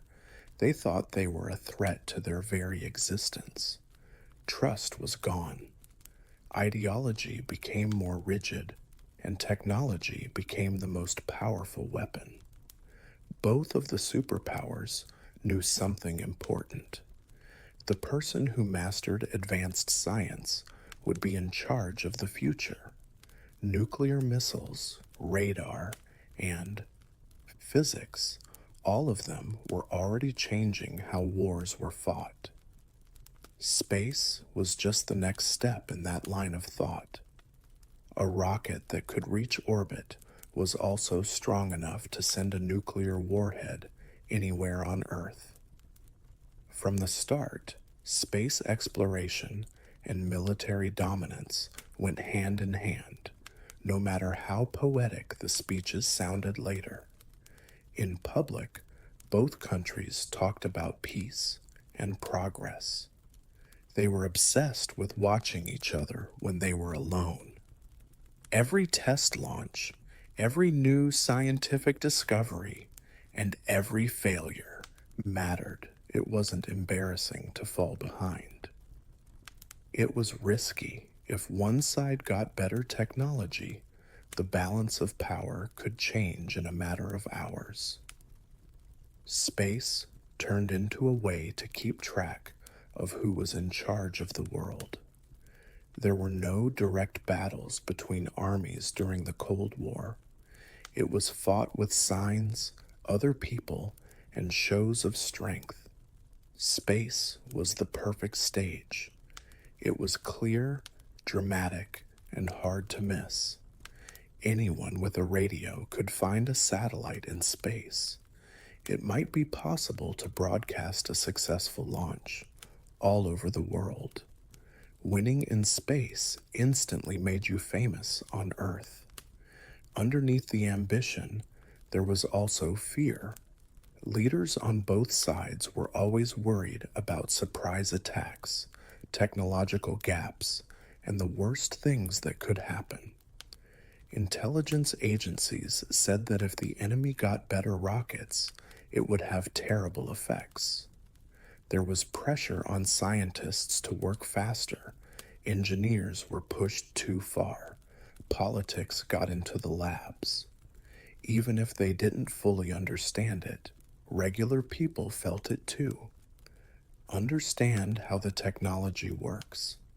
Civil defense drills, fallout shelters, and scary news reports all added to the background noise of worry. Space was no longer far away and hard to understand. It was directly related to staying alive. By the end of the 1940s and the beginning of the 1950s, the way was clear. Rockets would go up not because people were ready to explore space, but because two superpowers were too scared to stay still. Space would be the ultimate battleground for ambition, fear, pride, and ideology. Way up in the sky, but very much tied to its problems. It was never just about going to space. It was about showing who should be in charge of it. In October 1957, the world turned a little bit off its axis. The Soviet Union put a smooth metal sphere into orbit that was no bigger than a beach ball.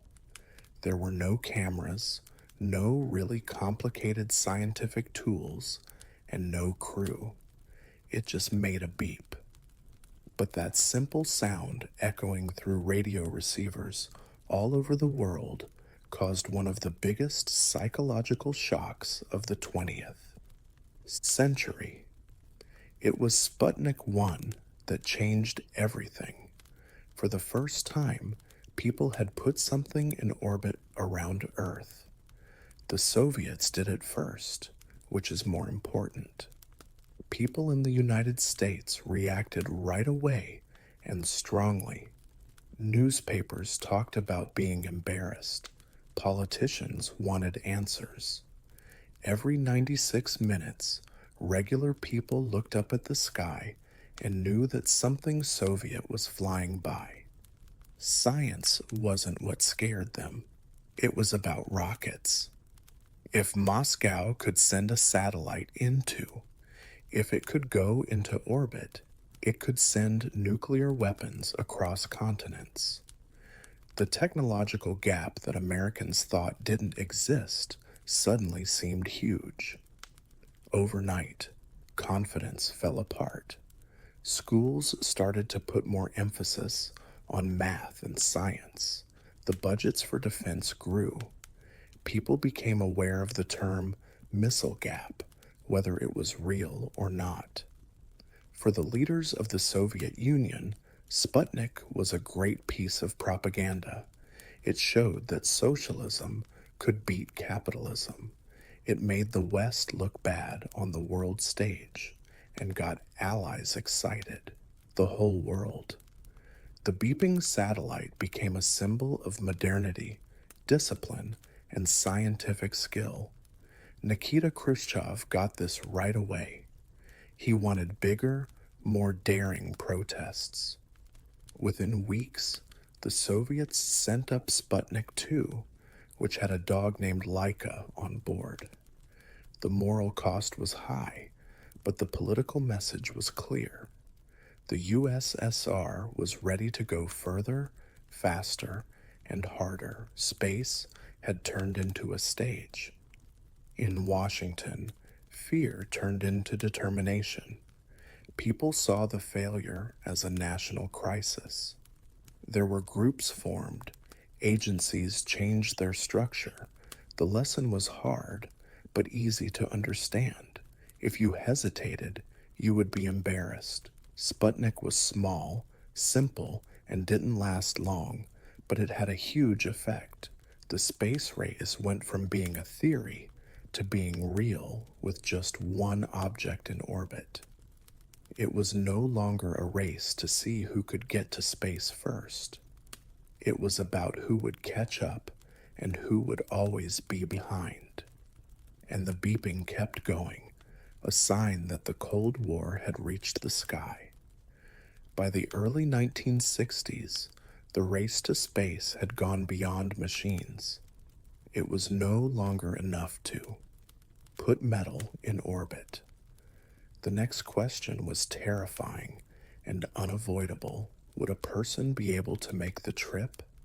The answer would not only show how well you know technology, but it would also show how proud you are of your country.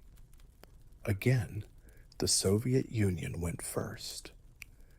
Yuri Gagarin was strapped into a small, round capsule that was only a little bigger than his body on a morning in April 1961. There wasn't a real way to control things. There would be no help if something went wrong. Gagarin got this. His bosses did too. The mission was as much about faith as engineering. When Gagarin's spacecraft made one full orbit around Earth and returned safely, the victory was instant and huge. He was the first person to leave the Earth. The picture of a happy Soviet pilot flying around the world was too good to be true. He was young, calm, and brave, and he was the perfect example of how socialism works.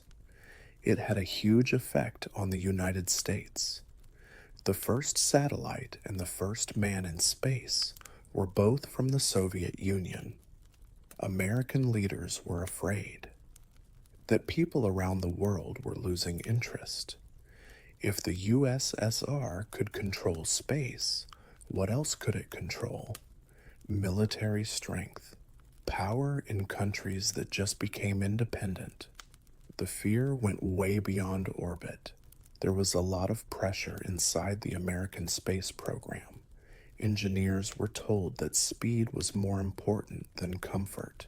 It was okay to take risks. No one could afford to be perfect. Test pilots volunteered even though they knew the odds were bad. People would know if you failed.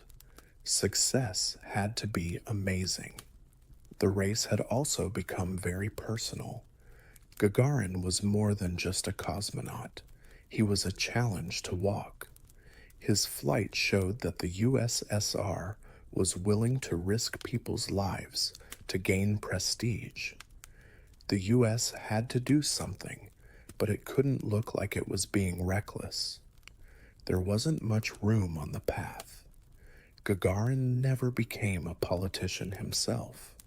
He remained a symbol that was shown around the world as proof that the future had come and that it spoke Russian. But Soviet engineers knew the truth behind the scenes. Their lead was real, but it was weak. Their tech was strong, but in a hurry. A single disaster could wipe out everything. That information made the race to space more dangerous than ever. Now, people were the payload, and every launch carried not only lives, but also the reputation of the whole system. Space would never be empty again after this. The US couldn't afford to come in second again. After Yuri Gagarin's flight, American leaders knew that small steps forward would no longer be enough. A strong reaction was needed. Something so brave that it would start the whole competition over. In 1961, President John F. Kennedy shocked both friends and enemies with a single sentence that answered that question. America would send a man to the moon and bring him back safely. The moon was not chosen because it was needed for science. It was picked because it was easy to see. It was clear to everyone. Everyone would get what the achievement meant. To get to the moon, rockets had to be more powerful than any that had ever been built before, and navigation systems had to be more accurate than ever before. An industrial effort that is almost insane. That was the goal. The goal was so high that there was no way to fail. Kennedy's announcement made space a national obsession. Before, there were a lot of military and civilian projects that were all over the place. Now, they are all under one banner. NASA was given a lot of power and a budget that was almost limitless. Engineers, mathematicians, and technicians from colleges and factories all over the country were brought in. Cities were completely changed. Around places where rockets are launched and research is done. This was not a peaceful scientific project. It was a call to action. The schedules were very hard. When failures happened, they were hidden as much as possible and explained away when they couldn't be. Rockets blew up. Capsules didn't work right. Astronauts trained, knowing that they might not make it, but the stress never went away. It was unthinkable to fall behind. The moon program had another purpose as well. It made the American people feel better. People's faith had been shaken after Sputnik and Gagarin, the moon. Promise gave hope for a better future. It said that the United States was not losing the future. It was just getting ready for a big move. Soviet leaders on the other side of the Iron Curtain were very careful. The American plan was both risky and costly. But if it worked, it would be the most impressive thing the Soviet Union had ever done. The USSR still wanted to go to the moon, but progress was slow because of competition and secrecy within the country. Soviet space efforts were not as organized as the American ones, and they often fought with each other for resources. The moon was no longer just a place to go. It turned into a deadline, a finish line that everyone could see. From then on, every launch, test, and failure on both sides was measured against one question: who would be the first to get to the moon? The space race had reached its most dangerous point, one where winning meant everything. The race to the moon needed speed, and speed needed sacrifice. There was a darker reality behind the clean footage of launches and the confident press conferences. It was deadly to explore space. Rockets weren't stable. Computers were very basic. There wasn't much room for mistakes. And both superpowers knew that failure was not only possible, it was bound to happen. In 1967, that reality became impossible to ignore in the United States. During a normal ground test, a fire broke out in the Apollo 1 command module, killing 3 astronauts who were stuck inside. The capsule, which was full of pure oxygen and lined with flammable materials, turned into an inferno in seconds. The tragedy shocked the whole country and showed how political. Pressure had pushed engineering past safe limits. The U.S. mourned in public. The program stopped working in private. Engineers had to start over and write systems from scratch. Overnight, design ideas changed. People had to talk about safety again, even though it was less important than speed. The wait was expensive, but necessary. The moon program would not last without it. The Soviet Union had its own problems, many of which were not obvious. There were accidents during training that killed cosmonauts. Rockets blew up on the launch pads. They lost whole crews, but no one knew about it. Failures that don't make the news around the world. The Soviet plan depended on silence. Propaganda could not be weakened by a failure that was not acknowledged, but the cost to people was real. Engineers knew that mistakes could kill their friends and co-workers.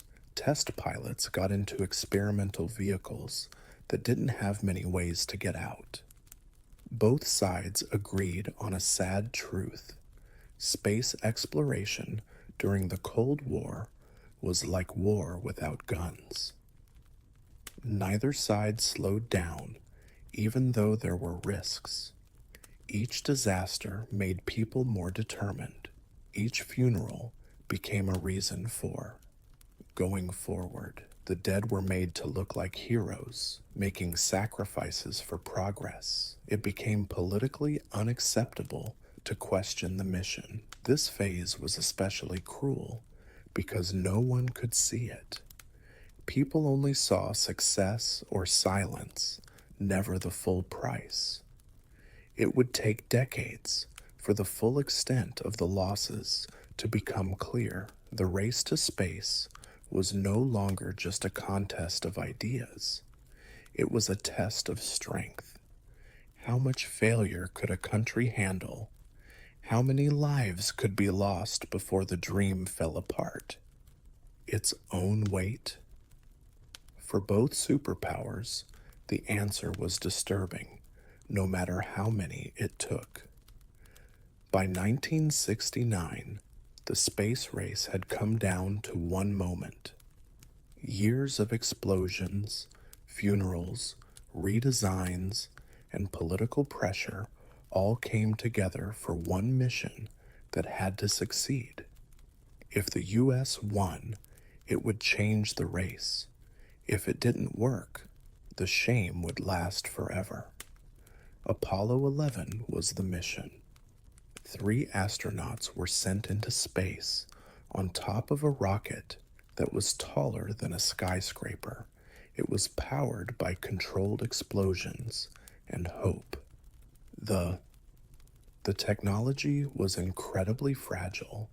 The computer on board didn't have as much processing power as a modern calculator.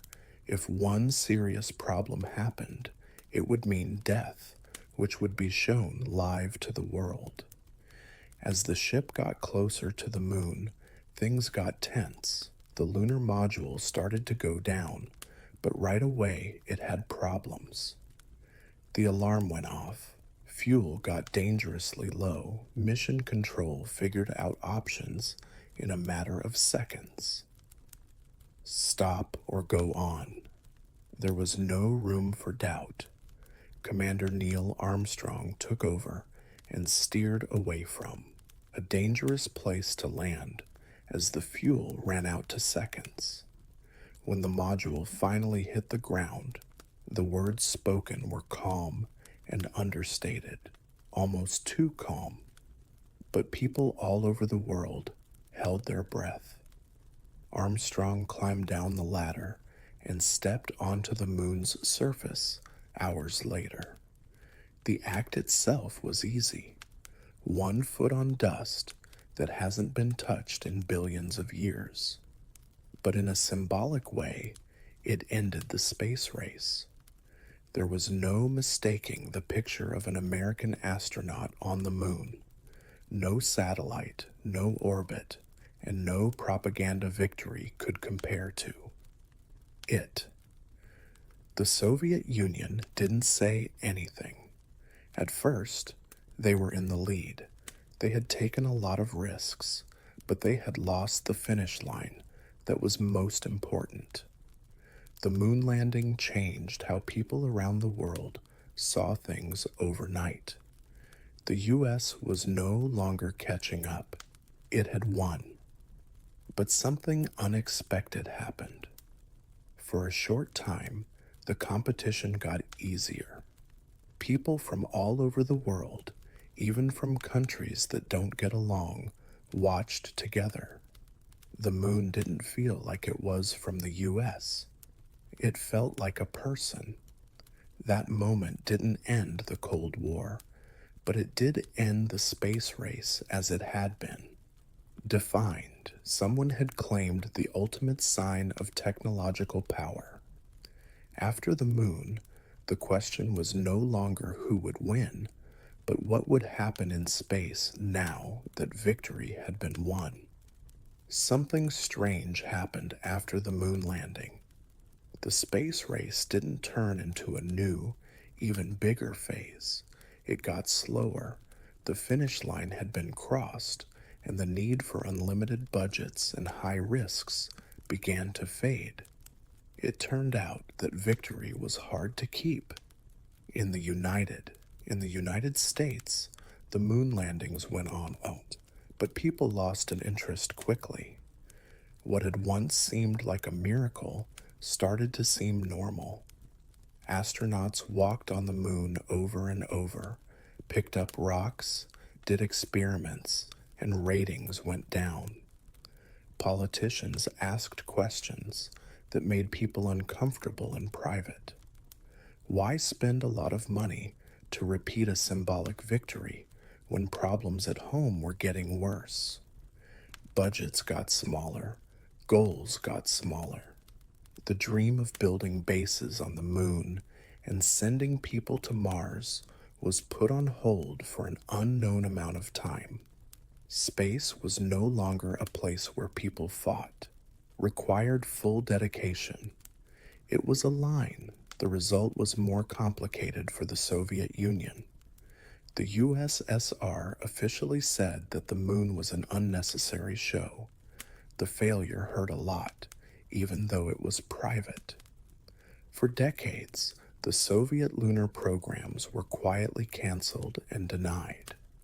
Engineers who had worked very hard were given new jobs. The propaganda machine turned its attention to space stations and long-term space travel, places where the Soviets could still be in charge without going to the moon directly. This change was a big deal. It was no longer about big firsts in space, but about staying there. Cooperation started to take over where competition used to be. The meaning of space became less strong. It was less about ideas and more about usefulness. The most noticeable sign of this change happened in 1975, when American and Soviet spacecraft met in orbit for a joint mission. People who used to be enemies shook hands over the earth they had threatened to destroy. The gesture didn't erase decades of anger, but it did show that. New life. There was no longer a need for space to be a battlefield. There was no treaty or surrender at the end of the space race. It ended with being tired. Both sides had shown what they needed to show. The future no longer needed a show at any cost. What came next was quieter, slower, and not as cinematic, but maybe more honest. Space had changed from a place where people fought for power to a place where everyone lived together. For the first time since Sputnik, the quiet above Earth didn't seem as scary. When the drama was over and the news moved on, the space race left behind something much more lasting than flags on the moon. It changed the way people lived, talked to each other, and thought about themselves, often in ways that the people who built it never meant for it to happen. A lot of the technologies that were made during the Cold War are now part of everyday life. Satellites changed how we communicate by making it possible for signals to cross oceans in an instant. Forecasts for the weather got a lot more accurate. Navigation systems went from being used by the military to being needed by everyone. Materials made to withstand radiation and vacuum made their way into medicine, transportation, and everyday items. The competition to control space had unintentionally brought Earth up to date. The change in people's minds may have been more important. People saw their planet from the outside for the first time in history. Pictures of Earth hanging in black space changed how people thought about the world. There were no borders. Countries got smaller. It became harder to ignore the idea that all of humanity lived in one fragile home. It's ironic that a competition based on division made the strongest image of unity ever captured. The space race also changed how science and government worked together. It showed that a lot of money spent on research could do the impossible, but only at a huge cost. The benefits and the warnings were passed down to future generations. Innovation thrived under pressure, but it also broke the rules of ethics, covered up failures, and saw human lives as acceptable losses. For scientists and engineers, the time became legendary, a time when there were no excuses for missing a deadline. There were plenty of resources, and failure was not an option. It encouraged generations to study science, technology, and exploration, but it also warned them about how politics can get in the way of research. The competition also changed the way countries interact with each other. Space became an area that couldn't be claimed like land or water. Treaties were made to limit the number of weapons in space. Collaboration that was once impossible became possible. Moon races were replaced by space stations. Secret competitions were replaced by joint missions. The sky, which used to be a battlefield, slowly became common ground. But the space race didn't answer all of its questions. Who owns the universe? Who gets to use its resources? Should exploration benefit nations, corporations, or humanity collectively? These arguments still have an effect today, thanks to choices made under the stress of the Cold War decades ago. The space race made more than just rockets in the end. It created a new age in which Earth was no longer the limit of human ambition, but the place is where it all began. The race was over, but its effects were still start. People often think of the space race as a contest with a clear winner, but that memory is wrong. Yes, the US was the first country to land on the moon. Yes, the Soviet Union never caught up to that last sign. But history doesn't always end well. What really mattered wasn't who won, but how the race changed things for good. The space race showed that people could push past limits that were thought to be unbreakable. The sky was no longer the limit for the first time. That change in thinking didn't go away when budgets were cut or programs were canceled. It stayed. That obsession with being better than everyone else during the Cold War led to every satellite launch, space probe, and modern mission to Mars. The race also showed how dangerous it is to mix politics and exploration too closely. They made decisions too quickly. Risks were kept secret. People died quietly to protect the pride of their country. Progress was real, but it wasn't always smooth and it was often harsh. Fear drove the Saputo race, which is why it worked, and that same fear almost broke it again. One time. As the Cold War came to an end, space slowly changed from a symbol of power to one of working together. Enemies in the past learned to share an orbit. Scientists worked together across borders that used to seem impossible to cross. The sky was no longer full of ideological threats, but of radio signals carrying shared data and missions. But the legacy is still not clear. Space is becoming competitive again. New countries and private businesses are now looking for prestige, resources, and strategic advantages beyond Earth. The old questions have come back in a new way. Who owns space? Who makes money off of it? Who has the right to dream beyond the Earth? The space race is both a warning and a promise. It shows how quickly ambition can turn exploration into war. But it also shows what people can do when they are willing to do more than just survive. The most important thing that came out of the space race was not a footprint on the moon or a flag planted in dust. It was the understanding that Earth is small, delicate, and communal, and that the best things happen when competition gives way, even for a short time, to awe. The Cold War wanted to go to space because it was scared. People kept going out of curiosity, and that difference could determine what space becomes next. Long before people wrote down laws, kings, or wars, they were already gathering around boards carved into wood and stone.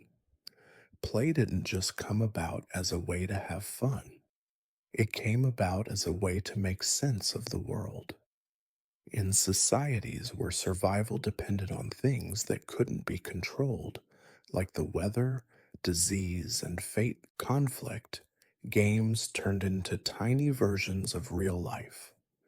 Long before philosophy gave these ideas names, they taught people how to be patient, take risks, know when to act, and accept loss. Archaeologists have found game pieces in some of the oldest human settlements, where they were often buried with tools, jewelry, and even dead bodies. This placement was not by chance. Games had a purpose. They had a lot of meaning, showing that play was important, not only in life, but also in other areas. Playing was like practicing life, facing the unknown in a safe place. Among The royal game of is one of the oldest board games we know of. It was played in Mesopotamia over 4,000 years ago. The board was carefully decorated, and the rules were complicated enough to reward strategy, but still depended on chance. The dice rolls decided how to move, but the choices decided how to stay alive. In ancient times, skill was important, but luck always won in the end. Religion and rituals were often a part of these early games. Winning was not the same as success. It might be seen as a sign of God's favor. Losing could show moral, failure, or bad luck. In this way, games made it hard to tell the difference between play and belief. They provided a secure means to confront the frightening uncertainty of life. Games were important because they were social.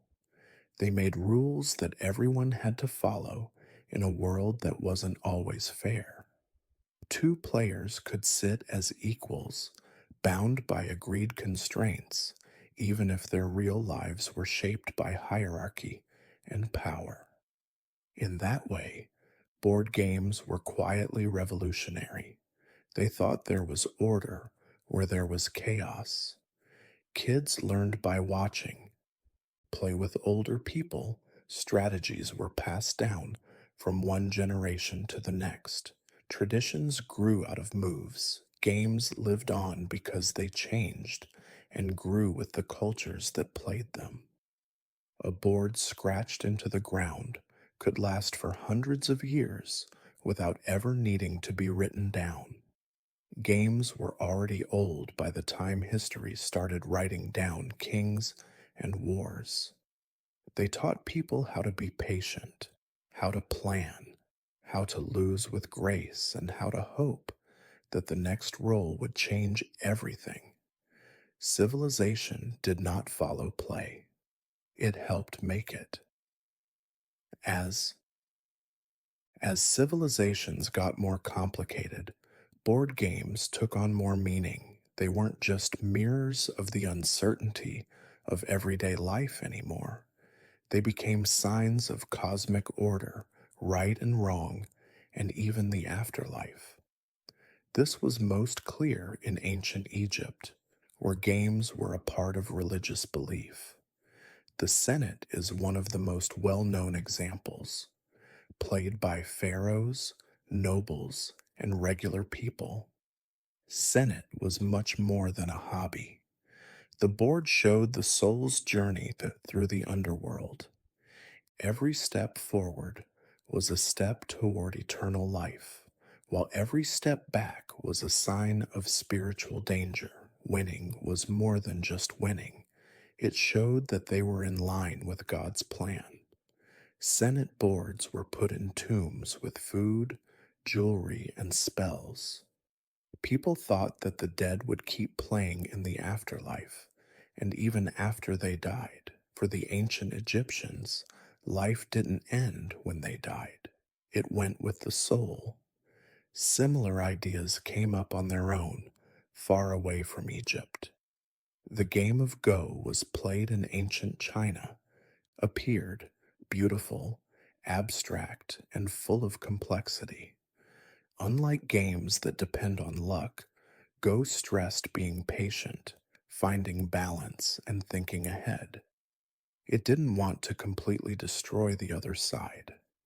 It wanted to control them by positioning them in a way that was hard to see. This was similar to Chinese philosophy, which valued peace and self control over violence.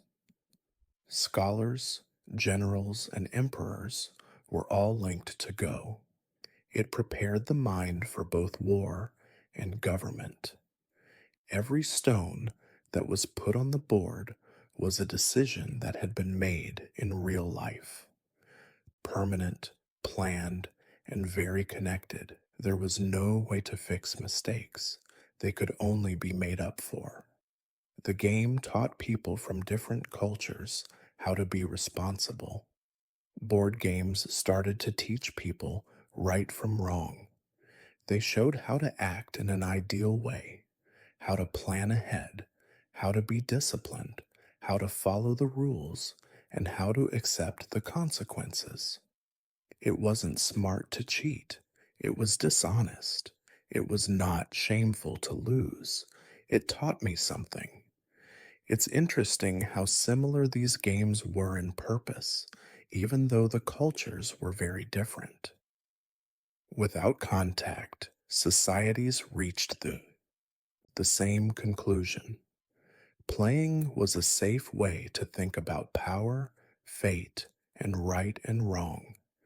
Games turned into classrooms without teachers and sermons without priests. At this point, board games were no longer just for fun. They were tools for changing how people thought about death, life, and order. The board wasn't just a flat surface anymore. It was a world that was small enough to be controlled, but big enough to be real, and people kept playing. As societies became more structured and warfare more organized, board games changed into places to learn how to use power. It wasn't just about fate or the soul anymore. It turned into preparation. Rulers, generals, and other powerful people liked games that rewarded being smart, lying, and planning ahead. To win, you had to think ahead a few moves, just like in politics or war. Chess is the game that best shows this change. Chess, which started in India as chaturanga and then spread to Persia and Europe, turned fighting into an abstract concept. Knights, queens, kings, and bishops mirrored real life social roles. The board turned into a war zone where hierarchy was important, sacrifice was needed, and one mistake could ruin everything. Chess taught me how to control myself. Power was not used carelessly. It was put in place, protected, and sometimes even lost on purpose to reach a bigger goal. This was not a metaphor for medieval nobles.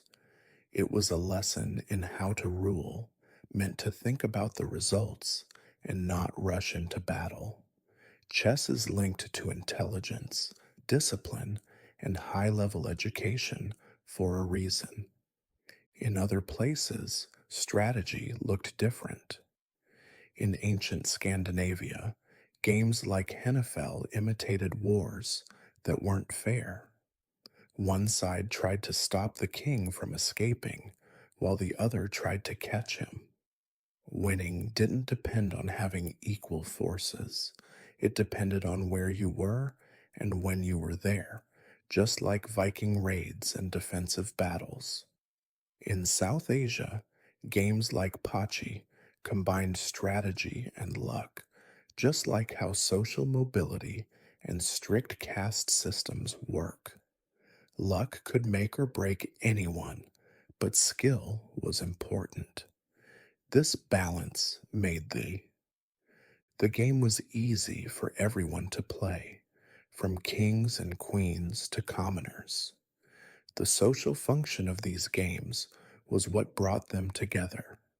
They strengthened the values that each culture held dear, being patient, loyal, brave, and smart.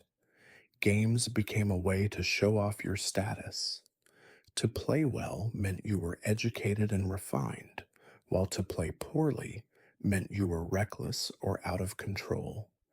These games also spread through trade and conquest, which is important. The games of empires grew as they grew. The rules changed, and the pieces changed shape, but the main lessons stayed the same. A. A board game could go farther and last longer than an army. By the time of the Middle Ages, board games had become a reflection of how power worked in society. They taught players about the world, who was important, who could move freely, and who needed to be protected or sacrificed. The board, which used to be a place for rituals, was now a classroom for command. Not all board games that spread from continent to continent had good lessons or spiritual meaning. A lot of people got caught up in chance, money, and bad behavior in society, responded in kind. Dice games, race games, and betting boards became very popular because they were easy, quick, and exciting. They also scared the police. Backgammon, which came from much older Mesopotamian race games, was one of the most popular games of chance. It was impossible to resist because it had both dice and strategy. Anyone could win. Skill was helpful, but luck could change even the best plan in a matter of seconds. That unpredictability was just like real life, and that's exactly what was wrong. During the Middle Ages and the early modern period in Europe, games of chance became very closely linked to gambling. The sound of dice rolling and people shouting their wages filled the taverns. People traded money, property, and sometimes even their freedom over a board. Religious leaders and lawmakers said these games were a waste of time that took people away from work, faith, and moral discipline. Some cities banned dice games completely, saying they were the same as being drunk and causing trouble. But suppression almost never worked. Games did well because they let people escape from strict social hierarchies. A peasant could beat a noble, and no one else could. Leave with a lot of money. For a short time, the board erased class, law, and fate. That kind of freedom was amazing. Instead of getting rid of play, the authorities tried to control it. Some games were given a new name that made them seem more respectable when played for free. Some were only allowed to be in certain classes or places. Courts liked games that focused on strategy and good manners, but they didn't like games that were too random. This tension showed something important. Board games had become reflections of social worry. Games that rewarded planning were in line with the ideas of self control and discipline. Games based on luck put those ideals in danger. They said that hard work doesn't always pay off, which is a dangerous idea in societies that value obedience. Ironically, rulers often played games of chance behind closed doors. Kings and nobles lost a lot of money at the same tables they publicly criticized.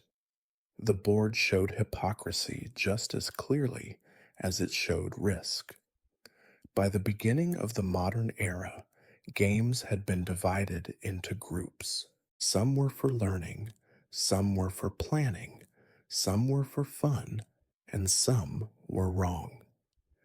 That split had a big effect on how games would change over the next few hundred years.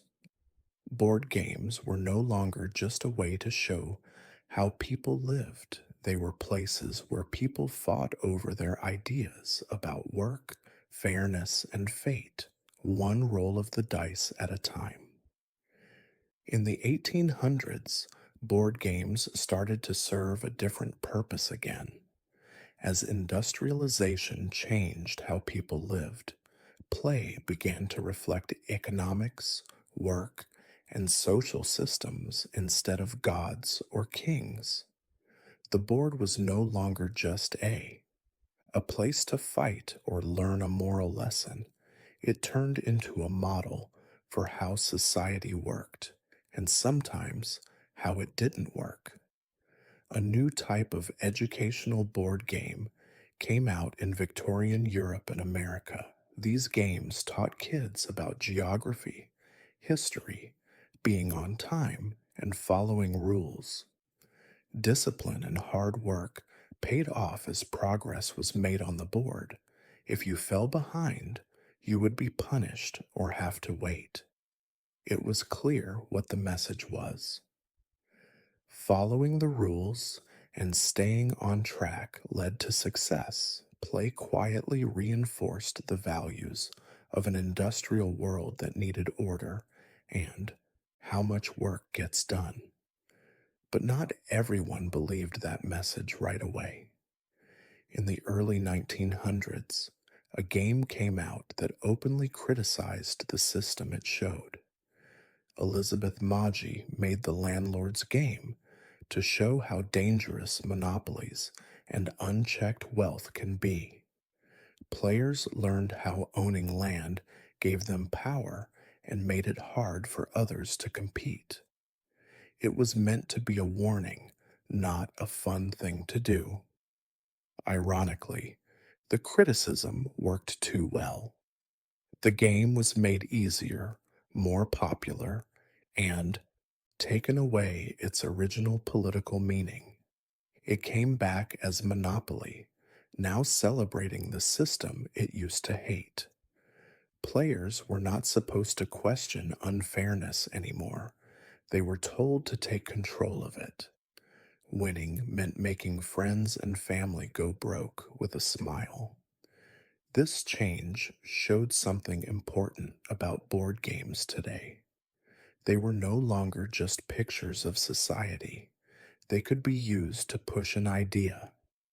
Depending on how the game was set up, a set of rules could make greed, competition, or cooperation normal. Belief shaped by play. Monopoly's success was huge. It became a household staple, teaching generations how rent, ownership, and debt worked, often before they had to deal with them in real life. The board became a way to get ready for life as an adult in a capitalist world. Cooperative games and moral alternatives, on the other hand, continued to exist quietly, showing different ways to be successful. But a lot of people liked competition. It was important to win. It was important to gather things. By the start of the 20th century, board games had become cultural mirrors with sharp edges.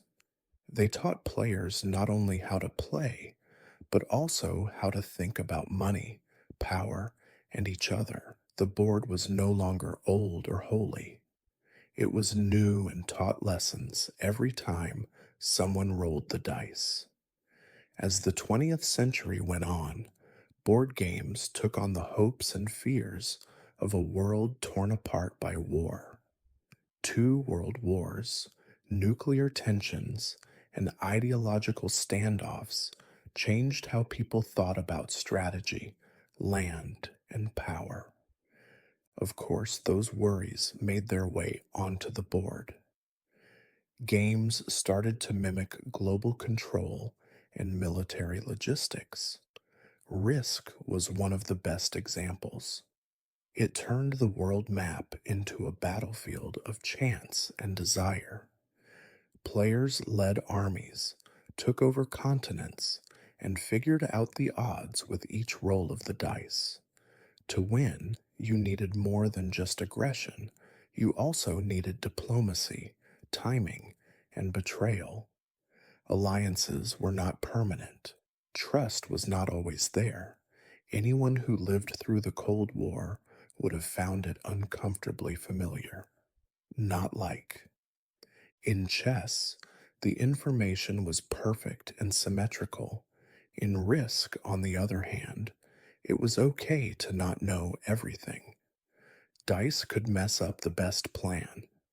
This randomness was like modern warfare, where technology, intelligence, and chance all came together in unexpected ways. The game taught a lesson that was not obvious. There was never complete power, and dominance was always weak. At the same time, some games went the other way. Instead of conquest, Scrabble rewarded language, literacy, and creativity. In a time when things were falling apart, Scrabble gave people a way to have fun, something softer, like competing with words instead of violence. It showed how education was getting better, more people were learning to read and write, and how people thought that intelligence could be fun instead of snobby. The fact that these games moved into the living room is what brought them all together. Board games turned into family traditions instead of fancy activities. They were cheap because they were made in large quantities. Ads made them look like good ways to bond, even though they were very hard to play. Kids learned how to negotiate from Risk, how to spell from Scrabble, and how to manage money from Monopoly, often without knowing they were being trained. These games also showed how life was changing.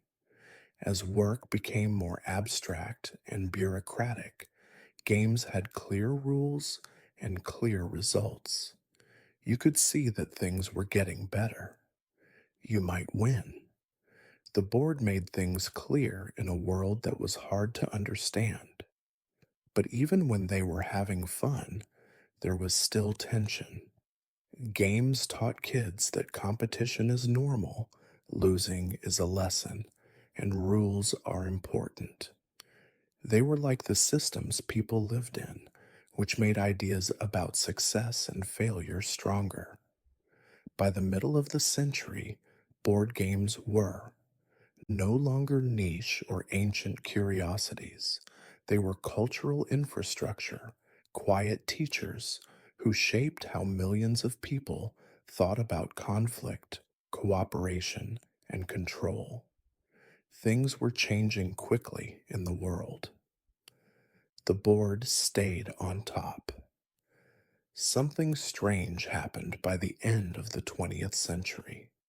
Players wanted more after decades of mass market games that were based on luck, elimination, and endless repetition. They wanted choices to mean something. They wanted stories, drama, and fairness. Board games changed again, first slowly, and then all at once. This. The shift was most clear in Germany, where designers said no to long player elimination and punishing randomness. Instead, they worked on systems that rewarded planning, balance, and participation all the way to the end. People started calling these games Euro games, and they changed everything. Settlers of Catan was one of the most important. There were no armies, no world domination, and no player ever lost. Winning was all about timing, negotiating, and managing resources. War was replaced by trade. Working together, competition, and cooperation didn't get along very well, just like they do in today's economies. The game was tense, social, and very strategic, and it felt fresh. This way of thinking about design spread quickly. Games like Carcassonne and Ticket to Ride focused on planning space, gaining small advantages, and making things easy to get to. It was easy to learn how to do them, but hard to get good at them. They were respectful of the player's time, which was important. Sessions ended as expected. Losses felt like they were deserved, not random. At the same time, communities of hobbyists grew quickly. Game stores, conventions, and online forums brought players from different countries together. People started to know the names of designers. Sets of rules became experimental, themes grew to include farming, disease control, storytelling, and survival in addition to war and wealth. Games were no longer just things to buy, they were experiences that were written. This time period also brought back real cooperation. In Pandemic and other games like it, players worked together to fight the system. The enemy wasn't each other, it was failure. To win, you had to talk to each other, trust, and sacrifice. It showed that more and more people were realizing that modern problems were shared and couldn't be solved by one person. The importance of this revolution lay not in its complexity, but in its intention. Designers posed novel inquiries. What feelings should a game make you feel? What behaviors should it reward? What kinds of stories should come out of play? Board games were no longer just a reflection of society for the first time in hundreds of years. They were actively thinking of other options, and players noticed. A lot of people at the start of the 21st century thought board games were over. Video games took up all of their time.